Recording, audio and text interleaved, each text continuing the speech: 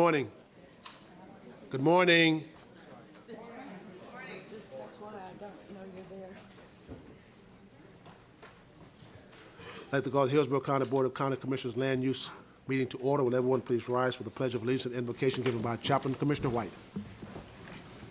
Thank you, Mr. Chairman. We'll begin with the Pledge of Allegiance. Attention, salute, pledge. I pledge allegiance to the flag of the United States of America and to the republic for which it stands, one nation, under God, indivisible, with liberty and justice for all. Heavenly Father, I pray that you'll guide this board, our staff, and stakeholders as we make important decisions this morning. Lord, I hope that you will lead us to a place of respect for private property rights, but also, Lord, help us to understand that 100 years from now, not a person in this room will own any land on this earth, and that we might make decisions with our children and grandchildren in mind. As always, Lord, I pray for the safety and comfort of our first responders and members of our armed forces. Pray that you'll keep them safe each and every day. I ask for all of these things in your heavenly name. Amen. Amen. Thank you, Commissioner White. Before we get started, I'd like to read a memo into the record. This comes from Commissioner Kimberly Overman. It says, due to a car accident on my morning commute, I may not be able to attend today's land use meeting. Please read the reason for my absence in the record. She's okay. She had a new car. She messed it up. But she'll say she would try to be here, but I don't think she will this morning. Okay, changes to the agenda.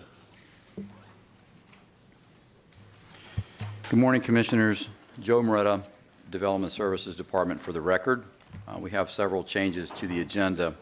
First one is found on agenda page 2, item A-05, application PRS 19-1203. The applicant has withdrawn this application. Then on agenda page 4, item B-05, application RZPD 19-1031. This item has two actions. Commissioner Smith asked this item be pulled from consent, and we also have a request from the applicant to continue the item. There's also a related item to that, which is found on agenda page 5, item B9, application RZ 19-1189. The applicant has requested a continuance of that item. The two items are being requested to be continued to the December 10th, 2019 board meeting. Now moving ahead to the agenda itself, item A1, personal appearance 19-0728. The applicant has withdrawn the application. Item A2, DRI 19-0841. This application is being continued by staff to December 10th board meeting starting at 9 a.m. Item A3, DRI 19-1042. This application has been continued by the applicant to December 10th board meeting starting at 9 a.m. Item A4, PRS 19-1132. This application is out of order. It is being continued to the January 14th, 2020 board meeting starting at 9 a.m. Item A5, personal appearance 19-1203. This application is out of order and is being continued to the December 10th Board of County Commissioners meeting starting at 9 a.m. Item A6, personal appearance 19-1378. This application has been withdrawn by the applicant. Item A7, PRS 19-1397. This application is out of order, is being continued to the December 10th Board of County Commissioners meeting starting at 9 a.m. Item A8, personal appearance 19-1400. This application has been continued by the applicant to the December 10th board meeting starting at 9 a.m. Item A9, vacating petition V18-0026. The petitioner has requested a continuance to the December 10th board meeting starting at 9 a.m. And that, Commissioners, concludes the changes to the agenda. I have a motion by Commissioner Merman, second by Commissioner Hagan to approve the change to the agenda. Seeing no further discussion, please record your vote. Motion carried, 6-0. A motion to approve the consent agenda. Motion by Commissioner Merman, second by Commissioner White to approve the consent agenda. Seeing no further discussion, please record your vote. Motion carried, 6-0. If you have any B items in the agenda, they've already been approved. Or any B items you have on the agenda, they've been approved. Anyone who intends to present testimony, evidence, or otherwise be heard on any matter scheduled for consideration at today's meeting, please stand and raise your right hand so the clerk can swear you in.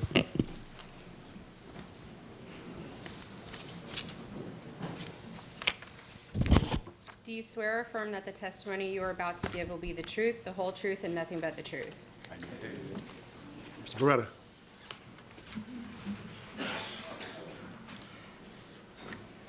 We're going to take up the item from polls. Okay. Thank you, Commissioners. This brings us up to item C1 on the agenda. This is a vacating petition V17-0021. Real estate staff will present this item and be available for questions. Thank you. Good morning. Good morning, everyone. There. Good morning, everyone. For the record, Alicia Alvarez, Geospatial and Land Acquisition Services. Item C1 today is vacate V17-0021. This petition is brought by Kathleen Taylor to vacate a portion of a 10-foot wide platted utility easement lying within Lot 1, Block B12 of the Ravinia Phase 2 as recorded in Plat Book 121, page 35 of the Hillsborough County Public Records. This petition request is made for the purpose of curing an encroachment that was created in 2014 by the developer who constructed a screened enclosure onto the utility easement area. Several similar petitions have been submitted since 2017, 6 of which have been presented and approved. The proposed vacate area is located east of Peckman Place and west of Henderson Road in Tampa. The petition was routed to appropriate departments and agencies, and there were no objections to the vacating of this easement. The staff recommends approval of this petition request. This is a public hearing. Anyone wishing to speak on item C1? Anyone wishing to speak on item C1? Close the public hearing. A motion by Commissioner Merman, second by Commissioner Hagan to approve item C1. Seeing no further discussion, please record your vote. Motion carried, 6-0. Thank you. Ms. Moretta. Thank you, Commissioners. This brings us to item E1. This is related to Tampa Bay Water's water use permit renewal application for South Central Hillsborough Regional Wellfield. Mr. Bart Weiss of staff will make the presentation. Morning. Hello, Chair, Commissioners. Bart Weiss with the Office of Innovation and Resiliency. I'm here to conduct a public hearing on Tampa Bay Water Environmental Reuse Permit. This public hearing involves the submittal of Tampa Bay Water use application for a permit for the South Central Hillsborough Regional Wellfield. This application has been approved for submittal to the Southwest Florida Water Management District by Tampa Bay Water Board of Directors. This is a straight renewal without any changes. Both county staff and EPC staff have reviewed this application and found no reason to arbitrate. Therefore, staff recommendation is to not arbitrate this water use permit application. Thank you. This is a public hearing. Anyone wishing to speak as a proponent? Anyone wishing to speak as a proponent? Anyone wishing to speak as an opponent? Anyone wishing to speak as an opponent? Close the public hearing. Motion by Commissioner Merman, second by Commissioner Smith to approve item E1. Seeing no further discussion, please record your vote. Motion carried, 6-0. Ms. Moretta. This brings us to item E2, personal appearance 19-1247. This is related to a hospital that's located on the southwest corner, south of Oakfield and Parsons. Commissioners, this is a pretty straightforward request to remove a note on a site plan that limited a one-story height limitation for a specific building on the site. It appeared to be an inadvertent note. Nonetheless, it required a modification to the zoning. They're requesting that the site be regulated the same way the rest of the buildings are within the PD to allow a maximum height of 57 feet. Staff is recommending approval with conditions. Is the applicant here? Is the applicant here? Good morning. Please state your name, sir. Good morning, Board. My name is Nicholas Hill. I'm a staff planner at SNME in Orlando, address 1615 Edgewater Drive. And we would just like to certainly thank staff for all their help in helping us submit our application and for answering all of our questions. I know I annoyed them enough. And then on top of that, we certainly agree with their assessment of our case and their recommendation for approval. We're here if you have any questions. Thank you. Thank you, sir. This is a public hearing. Anyone wishing to speak as a proponent? Anyone wishing to speak as a proponent? Anyone wishing to speak as an opponent? Anyone wishing to speak as an opponent? Applicant, you waive your time. Motion by Commissioner Merman, second by Commissioner White to approve item E2. Seeing no further discussion, please record your vote. Motion carried, 6-0. Mr. Moretta. Thank you, Commissioners. This brings us to item E3 on the agenda, personal appearance 19-1266, located 40 feet east of the intersection of West Cluster Avenue and Sheldon Road. It's on a approximate 4.5-acre site. The subject of the rezoning deals with access. The site came in for a modification recently. It allows two options. First option is to essentially recognize the existing use, which contractor's office, plant nursery, accessory uses. Option 2 allows for multifamily, office, or commercial. Those entitlements are already in place. The subject of this personal appearance is to deal with reflecting the appropriate access as it deals with a portion of the site that Michelle Heinrich of our staff will walk you through the graphics where this applies.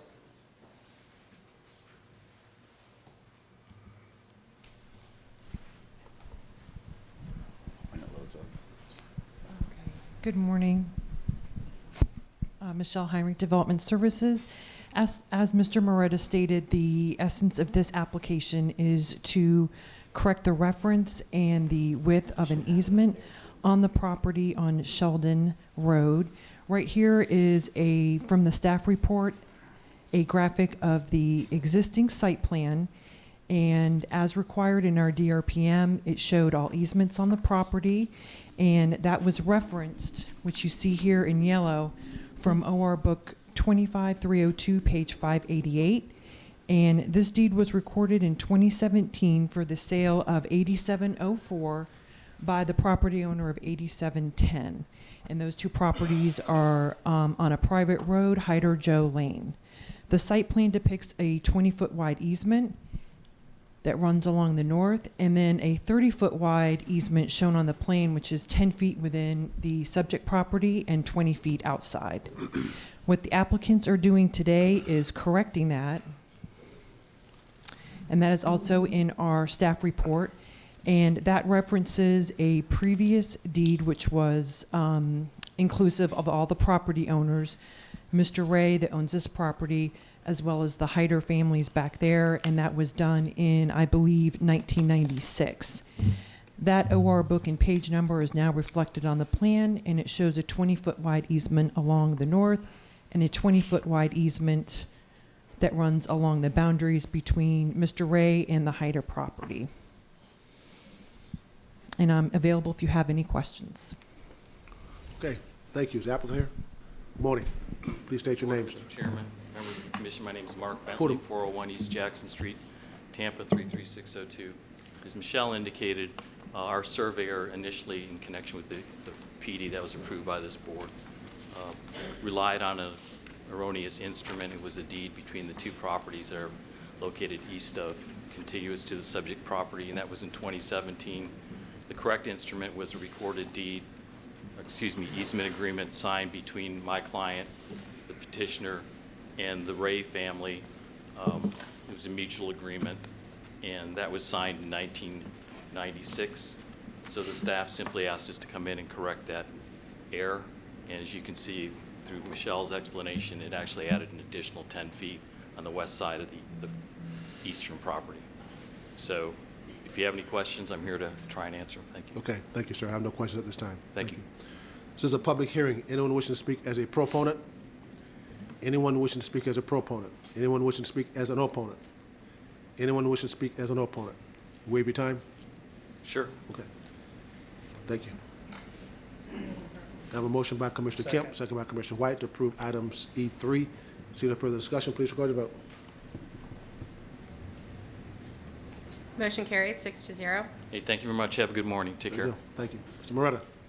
Thank you, Commissioners. This brings us to item E4, personal appearance 19-1402, located at 60 feet south of the intersection of Green Tree Drive and West Fletcher Avenue on a 12.7-acre site. The PD allows Well, there's actually an existing school and church on it. This is the subject of a modification in the PD plan. I see Mr. Horner up there. We were going to show a graphic, but I'll let Mr. Horner go right into it. Their request is to modify a buffer from 20 to 17 feet, modify the configuration, location of 2 building envelopes. Go ahead, Mike. Brian Grady can walk you through the location of the site plan where those changes are occurring if you like. We have a graphic queued up and ready to do that. Good morning, Commissioners. Brian Grady, Hillsborough County Development Services. The nature of the changes on this graphic that's on the, is the graphic up? It's up. On the left side of the graphic shows the existing site plan that's currently approved. On the right shows the nature of the changes. They're adding an access point along the eastern boundary of this existing building to provide additional parking south of that existing building. That requires a 3-foot encroachment into a required 20-foot buffer. In addition, with the additional parking, they're relocating proposed building envelopes that are shown here, generally in the same configuration, just further south and to the west. To compensate for the 3-foot reduction in the buffer, the applicant is proposing additional tree plantings along that area of the encroachment. Be happy to answer any questions. Thank you. Applicant? Good morning. Thank you, Mr. Chairman. Good morning. Commissioners, I'm Michael Horner, 14502 North Dale Mabry Highway, Tampa 33618, representing the Hillel Academy. I think Brian's summary was pretty much on point. This academy has been there since 2002. They've been very good neighbors with the Burn Lake subdivision to the east. We are asking for just that slight 3-foot encroachment into the 20-foot buffer area, and we're augmenting that, or I should say mitigating that impact by planting additional trees. The only complaint we received, actually wasn't a complaint, it was a comment by the neighbors, don't plant live oaks in that area because they have pool cages and they don't want any disruption to the wall in their backyard areas. So we have agreed not to have live oaks. Everything else is fairly straightforward. This is a child care building as well as a multi-purpose structure gymnasium for the kids. We're not asking for any increase in students. Appreciate staff's review. I'm not aware of any objections. Happy to answer any questions. Thank you, sir. This is a public hearing. Anyone wishing to speak as a proponent? Yes, sir. Proponent? Are you in favor of it? I'm sorry. Please state your name, sir. Good morning. My name is Gene Gowardy. I am current president of the Homeowners Association, Burns Lake Estates. They sit just to the east of Hillel School. Our neighbors have 3 concerns. One is the extension of the roadway. Currently, there's a roadway that goes to the east side of the school and our property line, and it's barely enough room where garbage trucks and 18-wheelers slowly go back and forth to do whatever business they have there. The second concern is the lighting that may be, extra lighting that may be used for the school. If the lighting could be placed towards the school and not towards the residences. Occasionally, sometimes overnight, floodlights are left on, so you have this bright light staring at the back of your house. The third concern is, again, the planting of the trees. Oak trees are nice initially, but once there's 2 or 3 neighbors that have pools without screen enclosures. So oak trees, which I believe they had stated they would be plant between the leaves and the branches and the pollen, really be unacceptable to the neighbors that live there. Okay. Anything else, sir? No, sir. Okay, thank you. Thank you. Are there any proponents? Proponents. Are there any other opponents? Any other opponents? Mr. Horner, you have 5 minutes for rebuttal. Thank you, Mr. Chairman. I did not speak with this gentleman before, just met him, but we did hear some of those concerns before. I'm going to have Ms. Allison Oakes, the head of the Academy, speak briefly on the traffic issue. We certainly agreed to no off-site lighting glare impacts. That's a requirement of our LDC code to begin with. We have already agreed to the prohibition on the live oak trees because of those very issues the gentleman raised. That driveway is in place. Landscaping and screening is there. We'll also have existing trees. We cannot meet the county engineering requirements without having that slight 3-foot encroachment, but we did agree to augment that area with additional planning. I'm going to have Ms. Oakes address the other issues. Thank you. Good morning, ma'am. Please state your name. My apologies, Mr. Chairman. I believe Ms. Oaks was here at the swearing-in. I'm sorry. Sorry, say that again? I wasn't in at the swear, I wasn't here Okay, at the please swearing-in. swear in. Do you swear or affirm that the testimony you are about to give will be the truth, the whole truth, and nothing but the truth? I do. Okay, please state your name. My name is Allison Oaks. I'm the head of school of Hillel Academy. I'm so pleased to be here. Hillel Academy has been in our area for close to 50 years. We're the only accredited Jewish day school in our community. And one of our major goals is long-term sustainability, so Jewish education, day school education, remains in our community for the next 50 years and beyond. We know from research in independent schools that institutions that have preschools are more sustainable. It is our goal to be good neighbors. Any challenges that come up from our neighbors, we want to address face on and come up with a solution. So we will plant the plants that make sense for our neighbors. The floodlights, we can point in opposite directions. Those are all things that we can handle quite easily, and we're pleased to do so. Our goal is to increase the value of our neighborhood with a Jewish preschool. Jewish preschools are known far and wide for the quality of education and that they're open to all students of all backgrounds, as is Hillel Academy today and as it will continue to be into the future. So we think this is a really great improvement and opportunity, not just for Hillel, but for our neighbors and our community in North Tampa. Thank you very much. Thank you. Mr. Horner, anything else, sir? You have 2 minutes and 37 seconds left. No, sir, we'll wait. Thank you. Okay, thank you. There's a motion by Commissioner Murman, second by Commissioner Kemp to approve item E4. Seeing no further discussion, Wait. please. I'm sorry, Commissioner Smith, you recognize. Yes, just a question about the lighting, please. You indicated that the Land Development Code requires that you don't shine light on the other property besides your own, but this gentleman had indicated that sometimes that does happen. If that does happen, it's your position that that is a violation of code and he could complain to someone and get those lights turned off? Not even necessary for a formal complaint. Call the school, and those floodlights, as Ms. Oaks just advised, would be reverted the other way. So that was a security issue, temporary issue. That's already been corrected. Okay. The school will do whatever it takes to please those neighbors. Thank you. Thank you. Thank you. Moretta. Commissioner Smith, excuse me. There's also two zoning conditions that deal with lighting in the backup. So condition 5 and 6 deal specifically with lighting. So. Seeing that we have a motion by Commissioner Murman, second by Commissioner Kemp to approve item E4. Seeing no further discussion, please record your vote. Motion carried, 6-0. Moretta. Commissioners, this brings us to the regular agenda. G1, oral argument's been filed for this item as well. This is a rezoning to plan development 18-1048.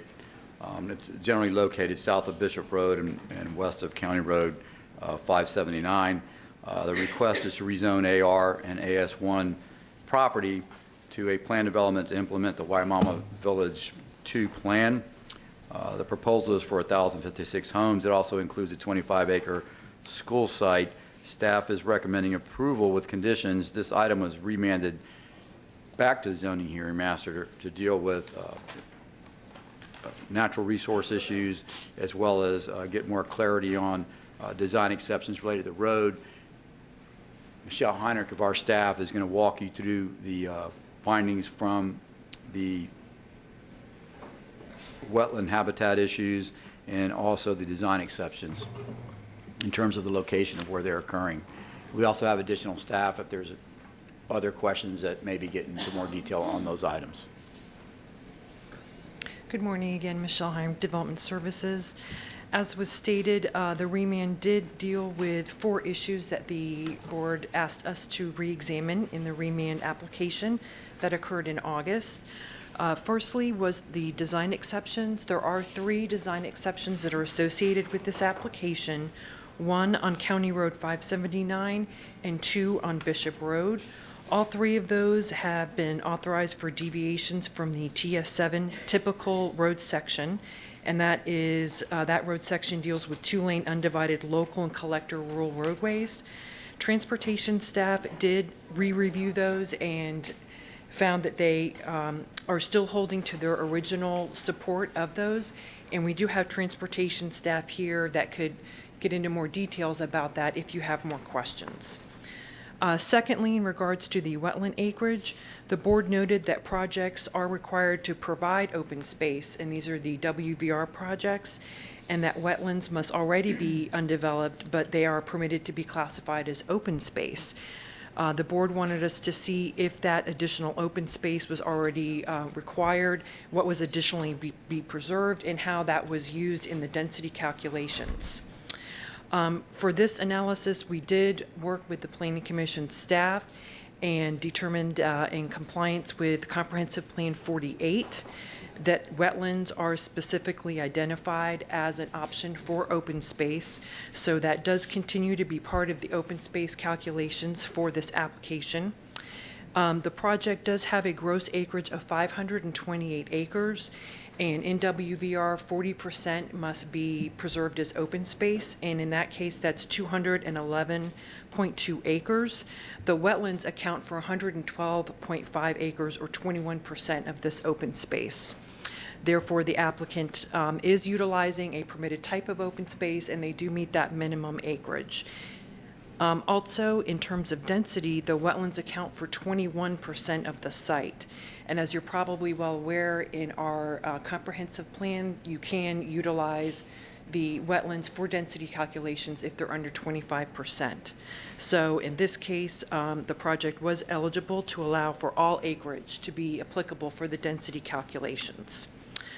Thirdly, the board asked that we re-examine the significant wildlife habitat. There were concerns that that was not delved into enough during our original review.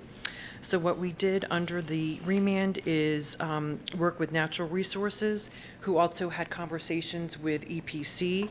And what they did advise us of is that the significant wildlife habitat map does identify this as potentially a significant wildlife habitat. Natural Resources stated that the potential area is dominated by wetlands, which has been delineated by EPC, therefore no development is to occur in this area. That is labeled as wetlands, and in Natural Resources and EPC's findings, that area does appear to be wetlands. Lastly, are the internal access to the tracts S and tract T that is located in the easternmost portion of the site. Commissioners raised concerns that the access points for these tracts are not definitive at this time, and should those tracts fully developed, is access sufficient, and will it provide internal connectivity if that access from the collector road is not made? As you may recall, our condition stated that if EPC found that that would have wetland impacts, that the access would not have to be constructed. Based upon that, what the applicants did provide to us is they re-examined what could occur in that tract. They provided a revised transportation analysis to address the development intensity, and that analysis studied a 300-seat church, a 100-child daycare, and a 1,572-student public middle school. And the revised analysis did show that the project will operate sufficiency with the 2, possibly 3 access points. However, it did not study in its analysis the absence of the internal access point to show if sufficient circulation would be provided if that collector road access point would not be pursued. What the applicants offered at the zoning hearing master, and I think is also mirrored in the ZHM's recommendation, is they have agreed that they will commit to providing that access. And if at site development, EPC finds that they cannot mitigate for it and that access cannot be made, that they label that as a critical design feature, and that would come back to not only the Board of County Commissioners, but also the zoning hearing master. So they have offered that in terms of providing some assurance as to what before you could go forward, and if it doesn't occur, then that analysis would occur at a later time. But right now, based on what EPC provided to us, they would not be able to say without further analysis, which would occur after the rezoning, if that access could be achieved or not. Conceptually, it's possible, however, they could not give us definitively whether that would be possible or not. And I'm available if you have any questions, and as Mr. Morita stated, we also have transportation staff here. I see no questions. Thank you very much. Anything else, Mr. Moretta? Pardon? No, sir. Okay. Have a motion to open for oral argument? So moved. Motion by Commissioner White, second by Commissioner Merman to open for oral arguments. Any further discussion? Please record your vote. Motion carries 6-0. Okay. Applicant?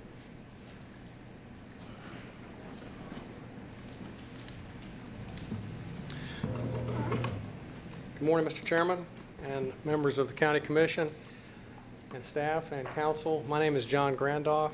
My address is Suite 3700 Bank of America Plaza. And I have the pleasure of representing Indian Ridge Ranch this morning, which includes Mr. Wayne Davis, his brother Gerald, and his daughter Jennifer, who are in the audience with us this morning. We're also joined by Mr. Tim Powell and Mr. David Wright, our planning consultants.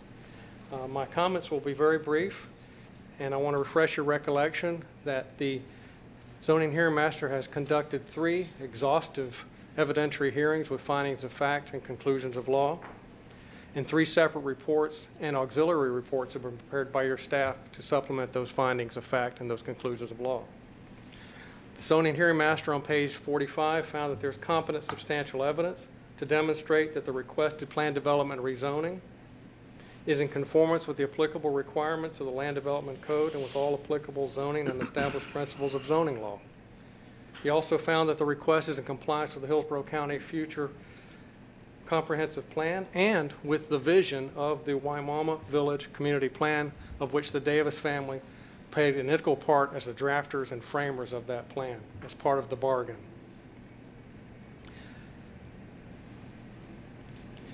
There may be disagreement with the 3 recommendations of the Zoning Hearing Master and his exhaustive studies of this project.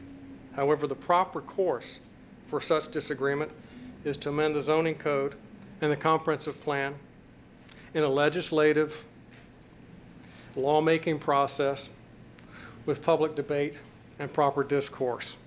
You are the drafters of that legislation. This is not the proper forum to do so, however. Rather, it is by the writing of ordinances that are aired in the public debate and adopted by the will of the people. You've already begun that process by the declaration of a moratorium in this area. That is your will, that is your prerogative. My client's property rights, the property rights of the Davis family, have been considered in exhaustive detail, and they are entitled to the free exercise of those rights as guaranteed to them by our Constitution, by our laws, by our ordinances, as found 3 times by the zoning hearing officer. With these considerations, I respectfully request your approval this morning. Mr. Wayne Davis. Good morning, sir. Please state your name. Good morning, Commissioners. I'm Wayne Davis, 1349 Oakfield Drive is my business office. This morning I'm speaking on behalf of the applicant, a pioneer family of agribusiness and farming folks who for 112 years have worked to make South County a thriving, good community. My time today is going to be used to clarify information that's significant. David, would you put the graphic up? The site is 1.75 miles southeast of the Super Walmart at 301 and 674. It's a half mile east of the southeast corner of South Shore Bay and Forest Brook. This places the community in the commercial zone of US 301, 674 in downtown Waimama. PD 18-1048 extends into the platted town of Waimama in section 16. Commissioner Overman got it right when she said the community wants to grow and it needs to grow. For nearly 3 years, we worked through the community planning process of which I was a part from start to finish. under the guidance of PGM's Joe Incorvia and the Planning Commission's Pedro Pera, and determine how we desired to grow. Our community plan was adopted and approved by the BOCC. WVR2 was adopted into law as a successor to RP2. RP2 was born in 87, 88 as a part of the Big Bend area land use change. The working committee dealt with every legitimate issue at the time, which are now being raised by current members of the BOCC and members of the community. Folks, we've already dealt with those issues. The current existing Wimauma community plan took all points of view into consideration. The plan as it exists today was adopted into law. We did get it right. It was an enormous amount of work. Transportation continues to be a concern for some. Be assured the transportation system to be implemented in the development of my rezoning will be far superior to what exists today. Consideration was given to Bishop Road from Westlake Drive to its eastern terminus prior to submitting a rezoning request. The current road clearly underserves the community.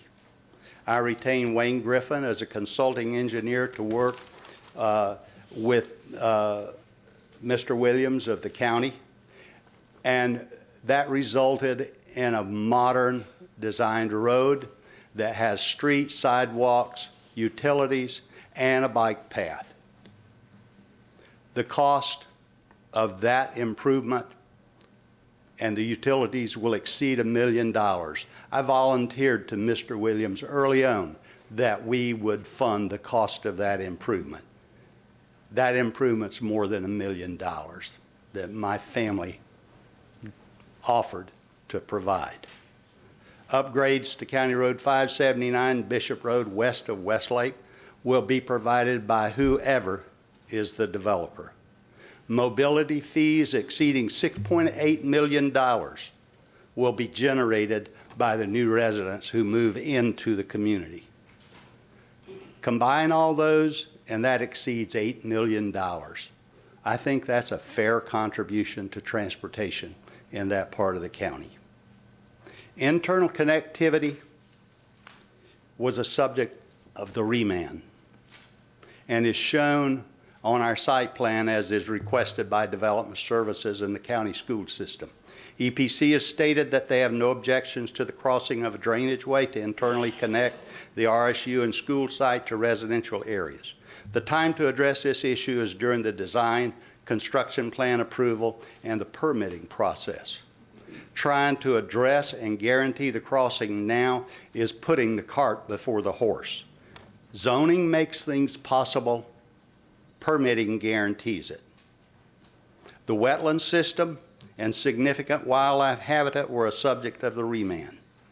No impacts other than the drainage way crossing are anticipated by development of the site. Qualified environmental scientists have provided competent and substantial evidence that no significant wildlife habitat exists within the site. Commissioner White, my rezoning is in your district. Prior to submitting a rezoning application, I met with you to assure that you are well informed of what was going on in your district. You assured me that if the proposed rezoning was consistent with the comp and community plans and received recommendations of approval and consistency, you could support my rezoning, which you have done, and I appreciate it. I'm impressed with your staunch support of prior board approvals. Consistency, continuity, and integrity of government do matter. I certainly look forward to your continued support.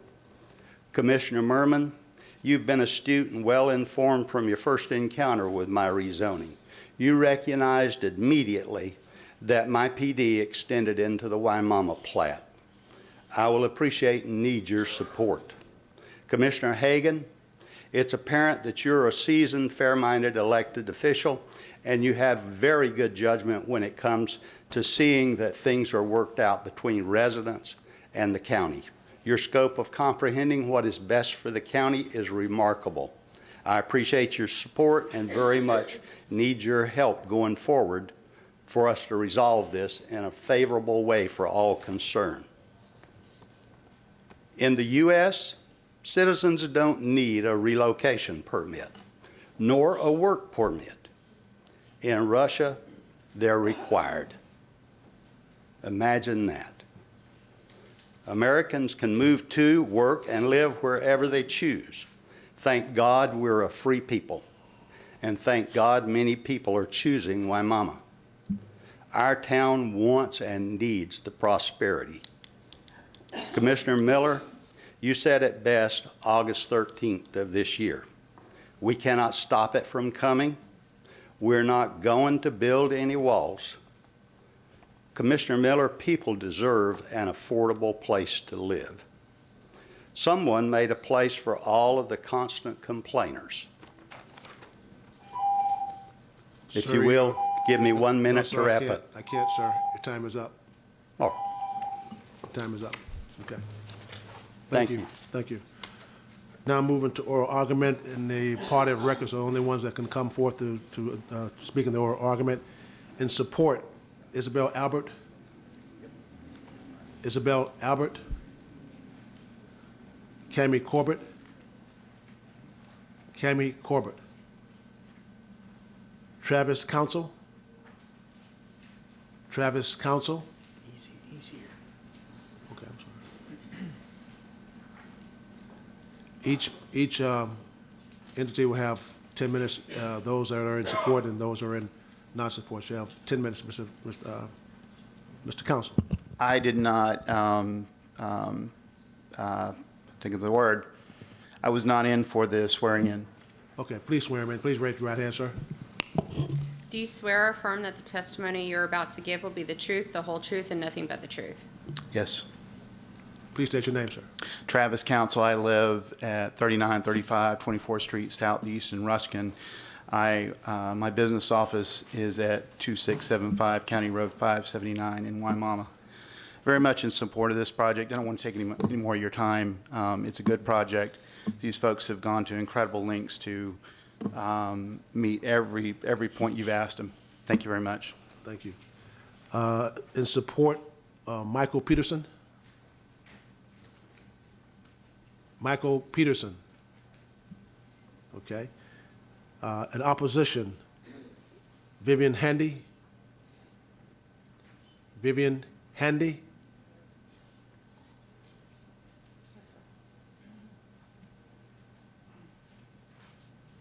Those in opposition have 10 minutes total.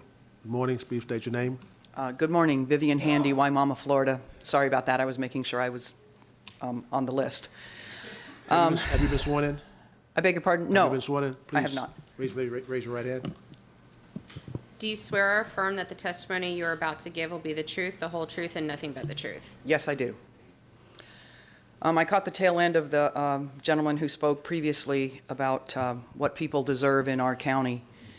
And I think what the citizens of Waimama and South County and our rural areas deserve is the protection and the respect of this board and the respect of the developers to look at our community plan, look at the desires of the existing residents, and respect the urban service area boundary. When people like myself choose to live in places like Waimama, I relocated my business from downtown to Waimama in an effort to assist with the revitalization of a small country town that actually still has rural character. And now it's being turned into urban sprawl land. The last development that was approved, similar to this one, outside the urban service area, for heaven's sakes, when is enough enough? The reason that I'm out of breath and barely made it in here was because try driving in from Waimama, try sitting in the congestion. I am an employer and a business owner, as well as a property owner and a resident. And in good faith, I don't feel good about expanding my business or hiring new staff if congestion and bedroom communities and eating up the rural character is what they have to face in the future. And let's also talk about not just the citizens and the community and the agricultural losses we will face. Our native habitats, our ELAP lands. This county has spent a lot of money on ELAP lands, on preserving the natural habitats and the rural areas, just to have it eaten up by ugly sprawl that's not wanted and not needed. I feel like I well represent my neighbors. I was an original drafter and very strong participant in the community plan. Many of them thanked me for being here this morning. I had to leave my business. I had to take the time off work. They can't do that. They can't be here to let you know how they feel about their community being gobbled up and paved over and choked out.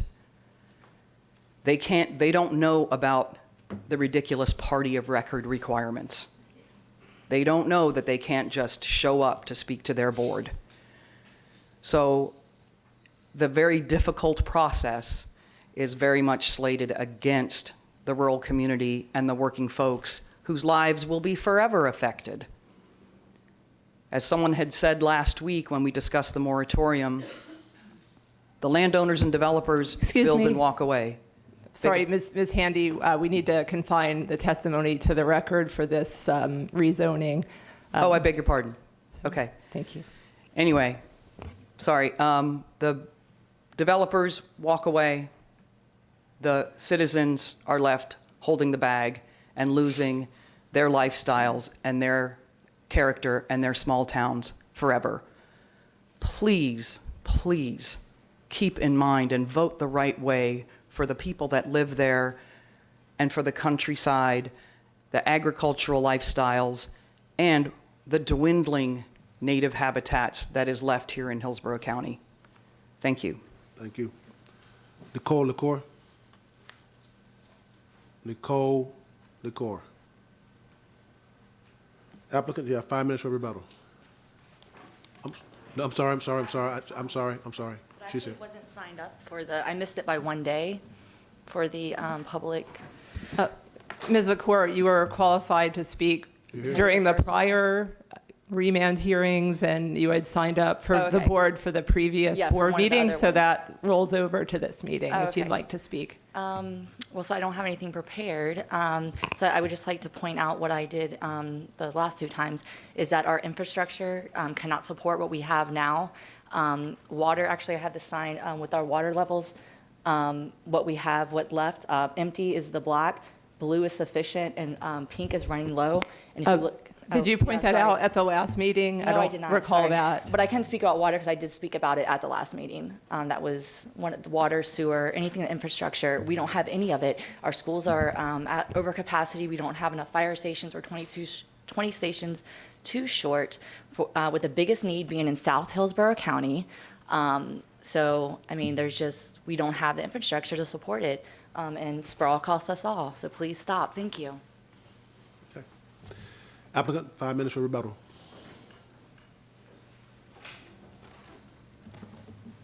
Commissioners, all of those things were considered when we did the community plan. I'm here for the 3rd time, Commissioners. Each time I've had recommendations of consistency and approval from the reviewing agencies. 3 times. Mr. Gormsley described this case perfectly. He said this has been exhaustively studied. We come up with approvals every time. We must have it right. My professional team has done it right. We've gone far more than an extra mile. My location and characteristics make PD 181048 to be the most centrally located and the most desirable for growth in the Waimama Village.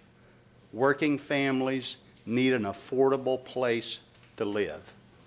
As leader of this board, Commissioner Miller, I believe you recognize that it's time to move my case forward.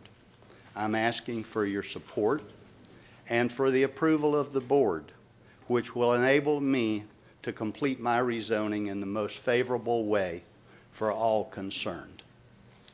Thank you. Thank you. Mr. Glandorf, you have 3 minutes and 41 seconds. Yes. John Grandoff, members of the County Commission. The comments in opposition were thoroughly considered and ruled upon by the zoning hearing master. They are conclusory statements. They do not amount to competent substantial evidence, as the hearing officer has already ruled. They cannot be considered by you in your deliberations this morning. In closing, and on behalf of the Davis family, I respectfully request your approval. Thank you. Thank you. Planning Commission? Thank you. Melissa Leinhardt, Planning Commission staff. The subject property is located within the Waimama Village Residential 2 future land use category. It is in the rural area and located within the limits of the Waimama Community Plan.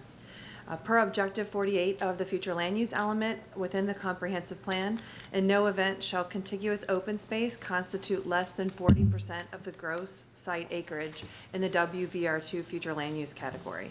Through this remand, the board directed staff to review the validity of wetlands and significant wildlife habitat lands being able to count toward that 40% open space requirement as described in the comprehensive plan.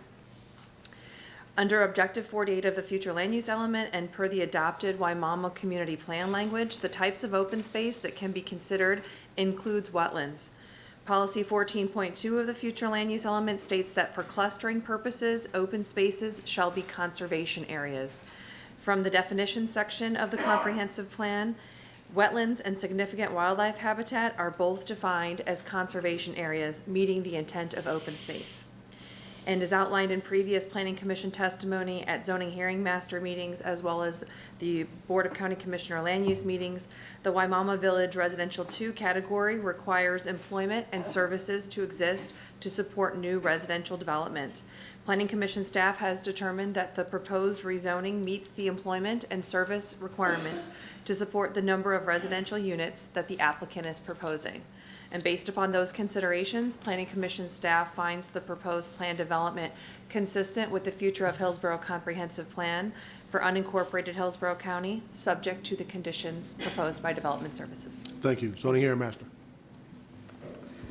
The zoning hearing master considered the applicant's request to rezone to a planned development to accommodate 1,056 units of single-family dwelling units and residential support uses on a 25-acre tract located along CR 579, as well as permissibility for a public school on that 25-acre tract.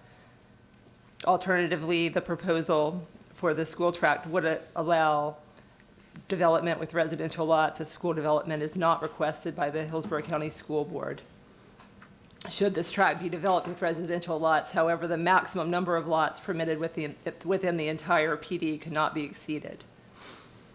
The zoning hearing master found that the applicant has demonstrated that the development allowing for a density of up to 2 units per acre is compliant with the applicable Waimama Village Residential 2 Comprehensive Plan policies. As you have heard from the Planning Commission staff report, the Planning Commission has considered this application during the initial review and subsequent remand hearings and has considered it to be consistent with the Waimama Village Residential 2 category and with the overall comprehensive plan. The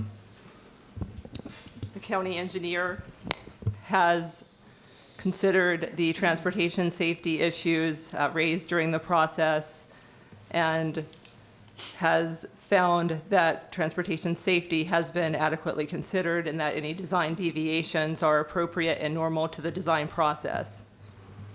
The zoning hearing master noted that school concurrency requirements must be met at the time of platting. The project is subject to the Hillsborough County Mobility Fee Ordinance. Mobility fees will be required to mitigate for transportation impacts.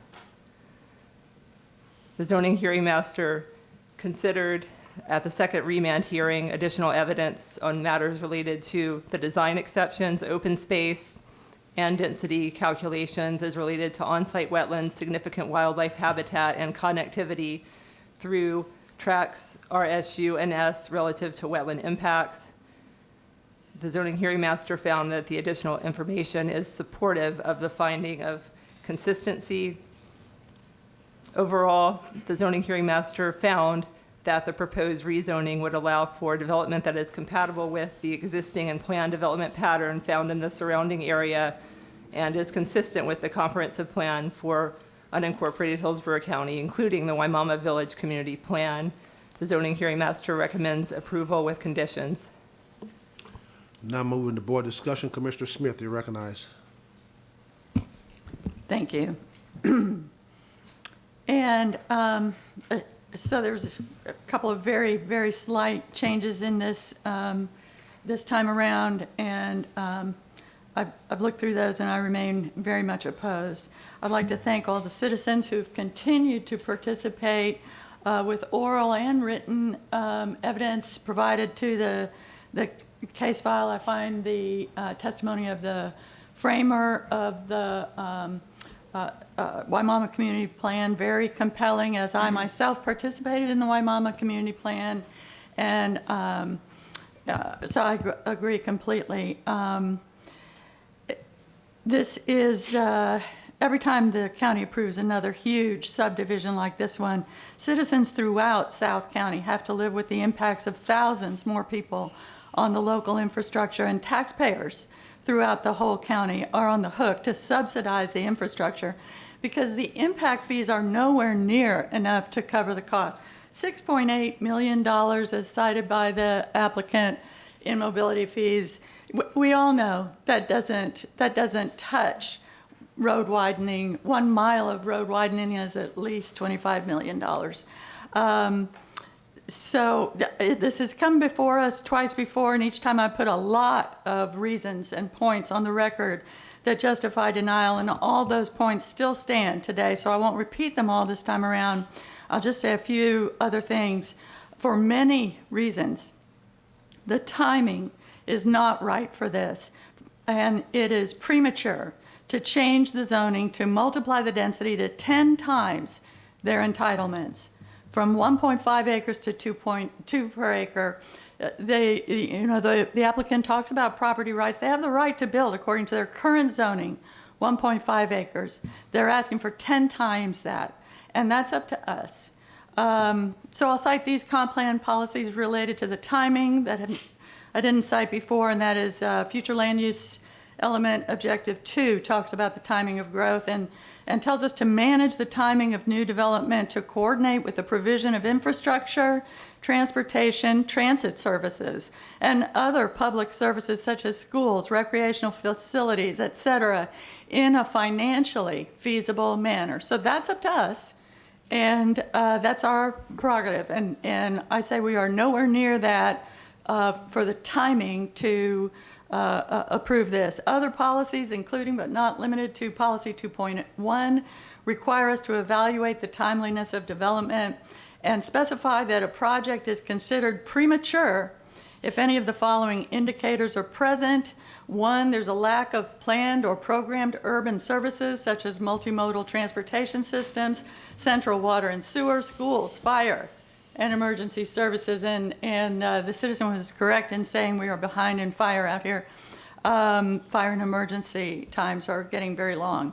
Number 2, there are unaddressed level of service deficiencies for adequate facilities, and we all know the infrastructure needed to support the addition of 1,056 houses and almost 13,000 trips per day out here is lacking.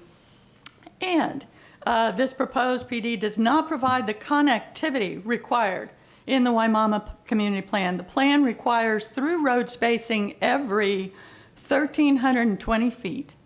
To the west, the plan requires 4 access points. They propose 1, plus potentially 2 more. It's not 4. To the east, 4 are required, but they only provide 3. To the south, 4 are required, but they only provide 2, citing the wetland as reasons for that. The design exceptions for the 2 main roads leave the roads inadequate. I've put a lot on the record before about how inadequate the design exceptions are for Bishop Road and 579, which are substandard. And this development is still, although they've reduced the number of trips, they're still almost 13,000 trips per day. And they have the safety issues of a school site on State 579. The developer proposes no bike lanes with road lanes that are too narrow, not enough room for the legally required 3-foot passing around a bicycle while pouring all these 13,000 almost trips per day. I think it's 12,982. 1 8-foot sidewalk on one side of the road, that's not a bicycle facility. In this area of the county especially, as I've said before, it's an environmental justice protected population. There are many people who cannot afford to own cars and many people who rely on bicycles to get around, and we are responsible for their safety. And whether or not we approve these design exceptions is up to us, according to our values of Vision Zero and protecting our citizens. Also, the design exceptions are inconsistent with the Waimama Plan's goal of safety, goal number 7, that directs us to, quote, discourage waivers to required sidewalks. This project includes a site for a school outside the urban service area. You know, we keep talking about school siting and safety and safe zones around school, and here we are being asked to approve a potential school site with substandard roads without proper bicycle and pedestrian facilities. And if we approve this project today, we cannot be wringing our hands later about the terrible decisions that have been made about putting schools in places where traffic and safety are problems, where the mothers of the school children are bringing us videos or putting video on television of the dangerous conditions their children are walking to school in. This school site and its transportation and safety issues will be on us. The 40-foot lots with 5-foot side setbacks clustered into urban densities are incompatible with the surrounding area, and that's up to us as well. That decision, they're incompatible with the surrounding area, which is rural farmland and large lots. It's incompatible with the community character spelled out in the Waimama Community Plan, and it's a de facto expansion of the urban service area boundary, and that's up to us too.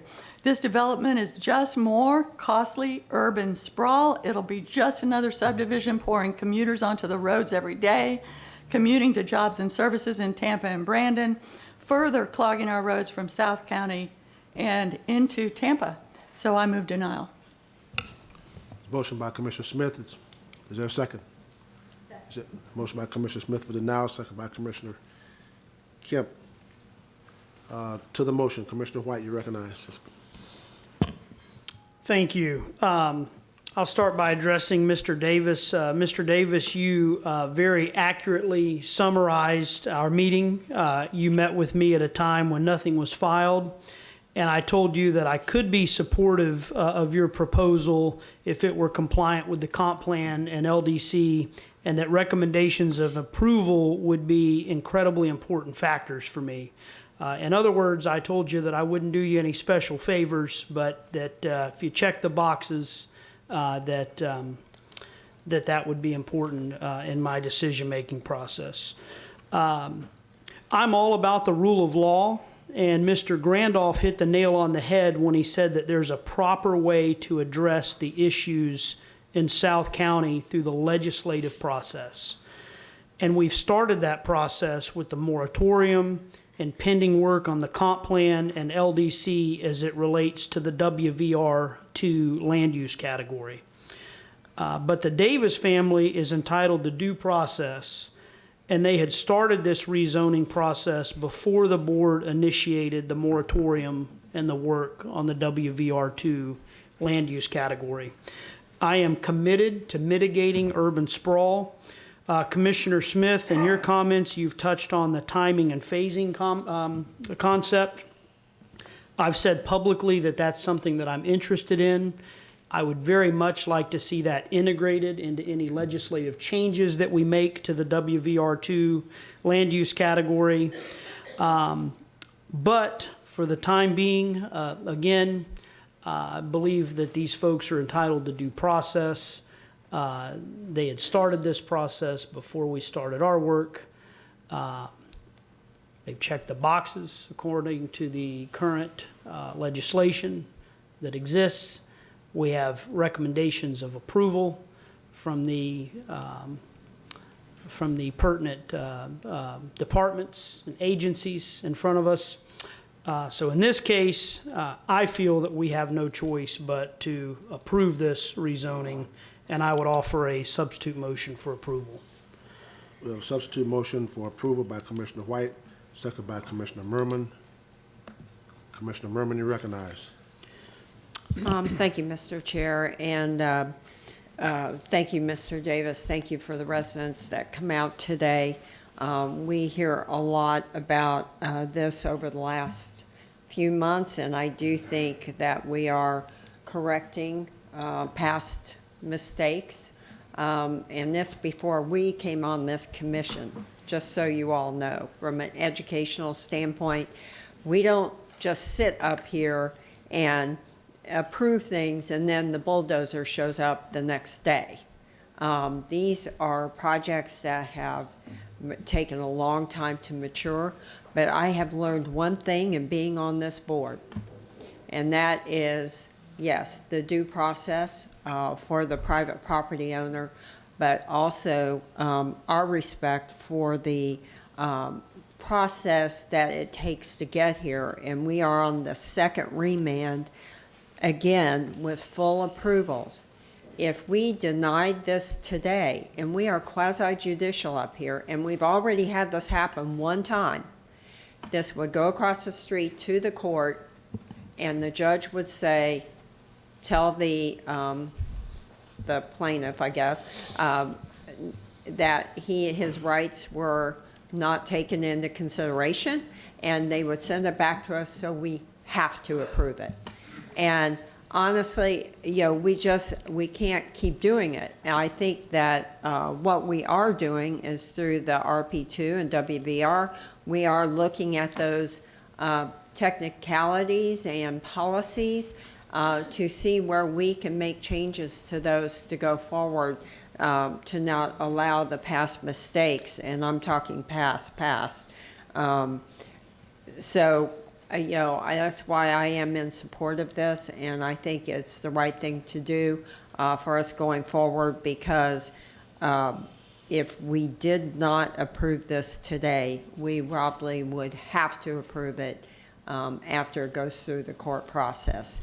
And I've just seen it happen one time already. So anyway, I do again thank you all for showing up. Commissioner Kipp, you recognize. Thank you. First of all, I'm going to withdraw my second, so that will be on the main motion now. Well, your main motion is not in order at this particular point in time, because there's a substitute motion, so it's making a difference. But there could be an, if the main motion is withdrawn, or if there's no second for the main motion. The main motion cannot be withdrawn. We have a substitute motion. So substitute motion overrides the main motion. So the main motion is not in void at this particular point in time. If the substitute motion fails, then we're back on the main motion. At this point, you cannot withdraw your motion to the substitute motion, your second to the motion. Well, okay.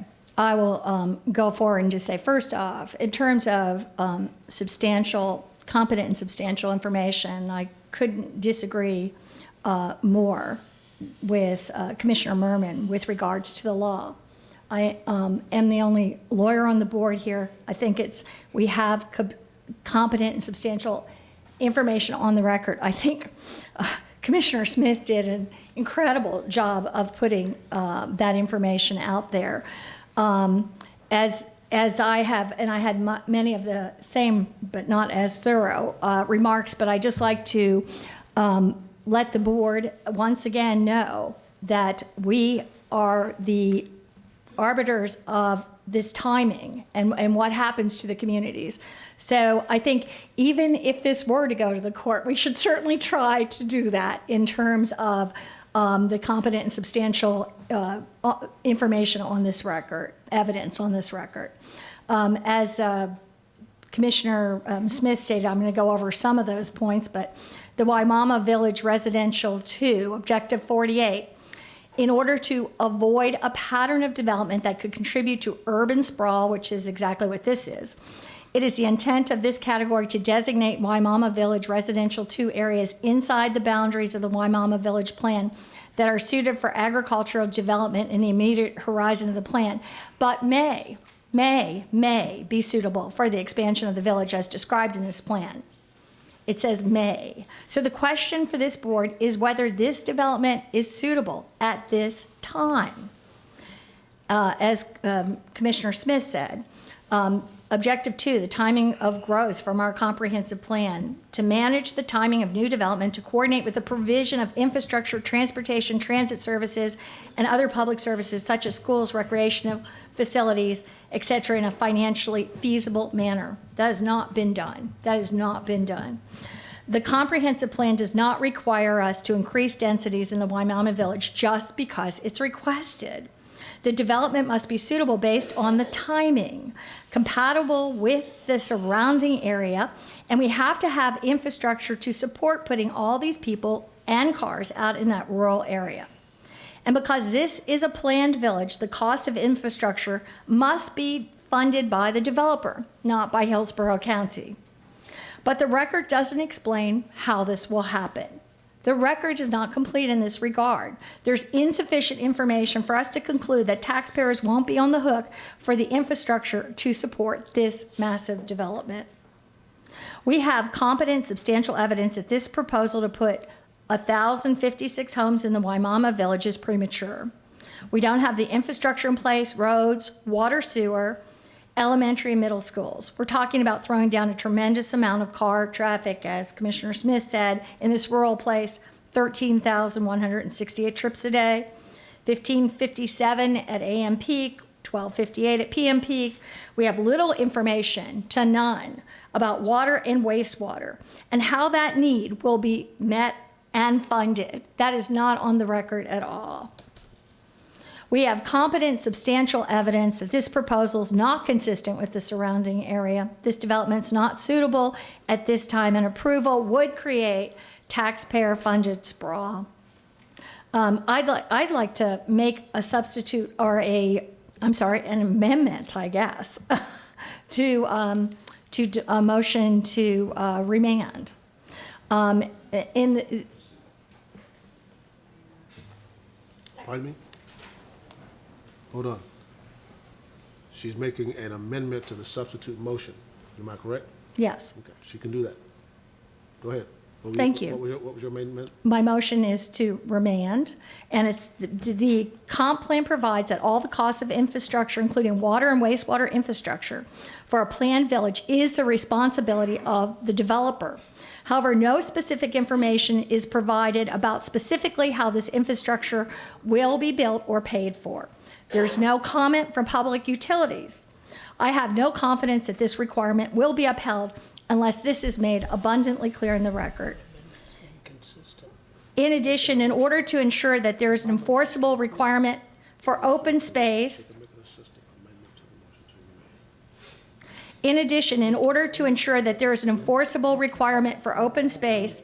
conservation easements are needed to be conveyed to the county.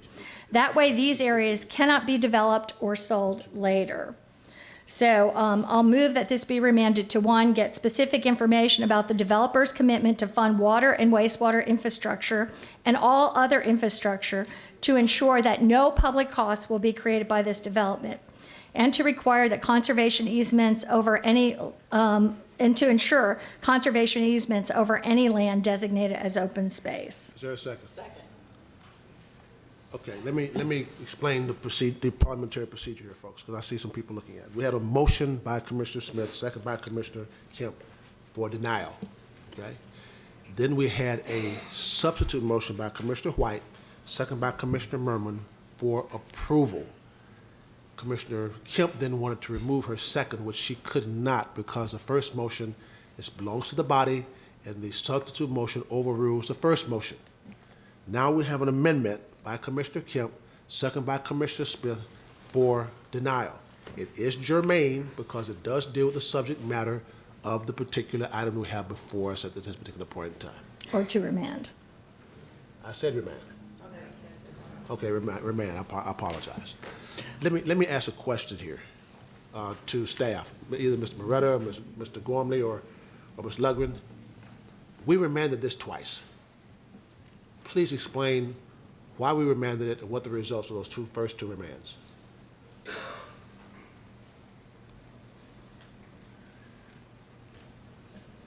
Did I ask a difficult question? Sorry, Commissioner. It was remanded twice before. Yes. And what were the results of those first two remands? And why, well, first of all, why was it remanded the first two times? And what the results of those first two remands? Commissioner, the first remand occurred with a request to look specifically at the Waimama Community Plan and the employment requirements associated with that plan. As part of that remand, there was also some requests for additional detail to be put on the site plan. After that first remand hearing, the Waimama Community Plan was reviewed.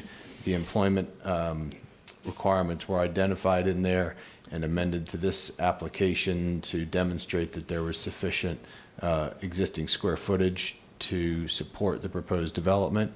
In addition, the zoning site plan was modified to provide additional detail, including an internal road network. The second remand was a request by the board to remand the application to look at significant wildlife habitat, wetlands, and design exceptions on the site. Those issues were remanded. They were re-reviewed by staff and the zoning hearing master, and the recommendations for support were maintained. Okay, thank you very much. And so now we're back on the third remand. Mr. Chairman, my point of order, though, is not about the parliamentary procedure, but just if the amendment passes and then the main substitute motion passes, then we have a motion that has granted approval and a remand. And I don't know that those two work together.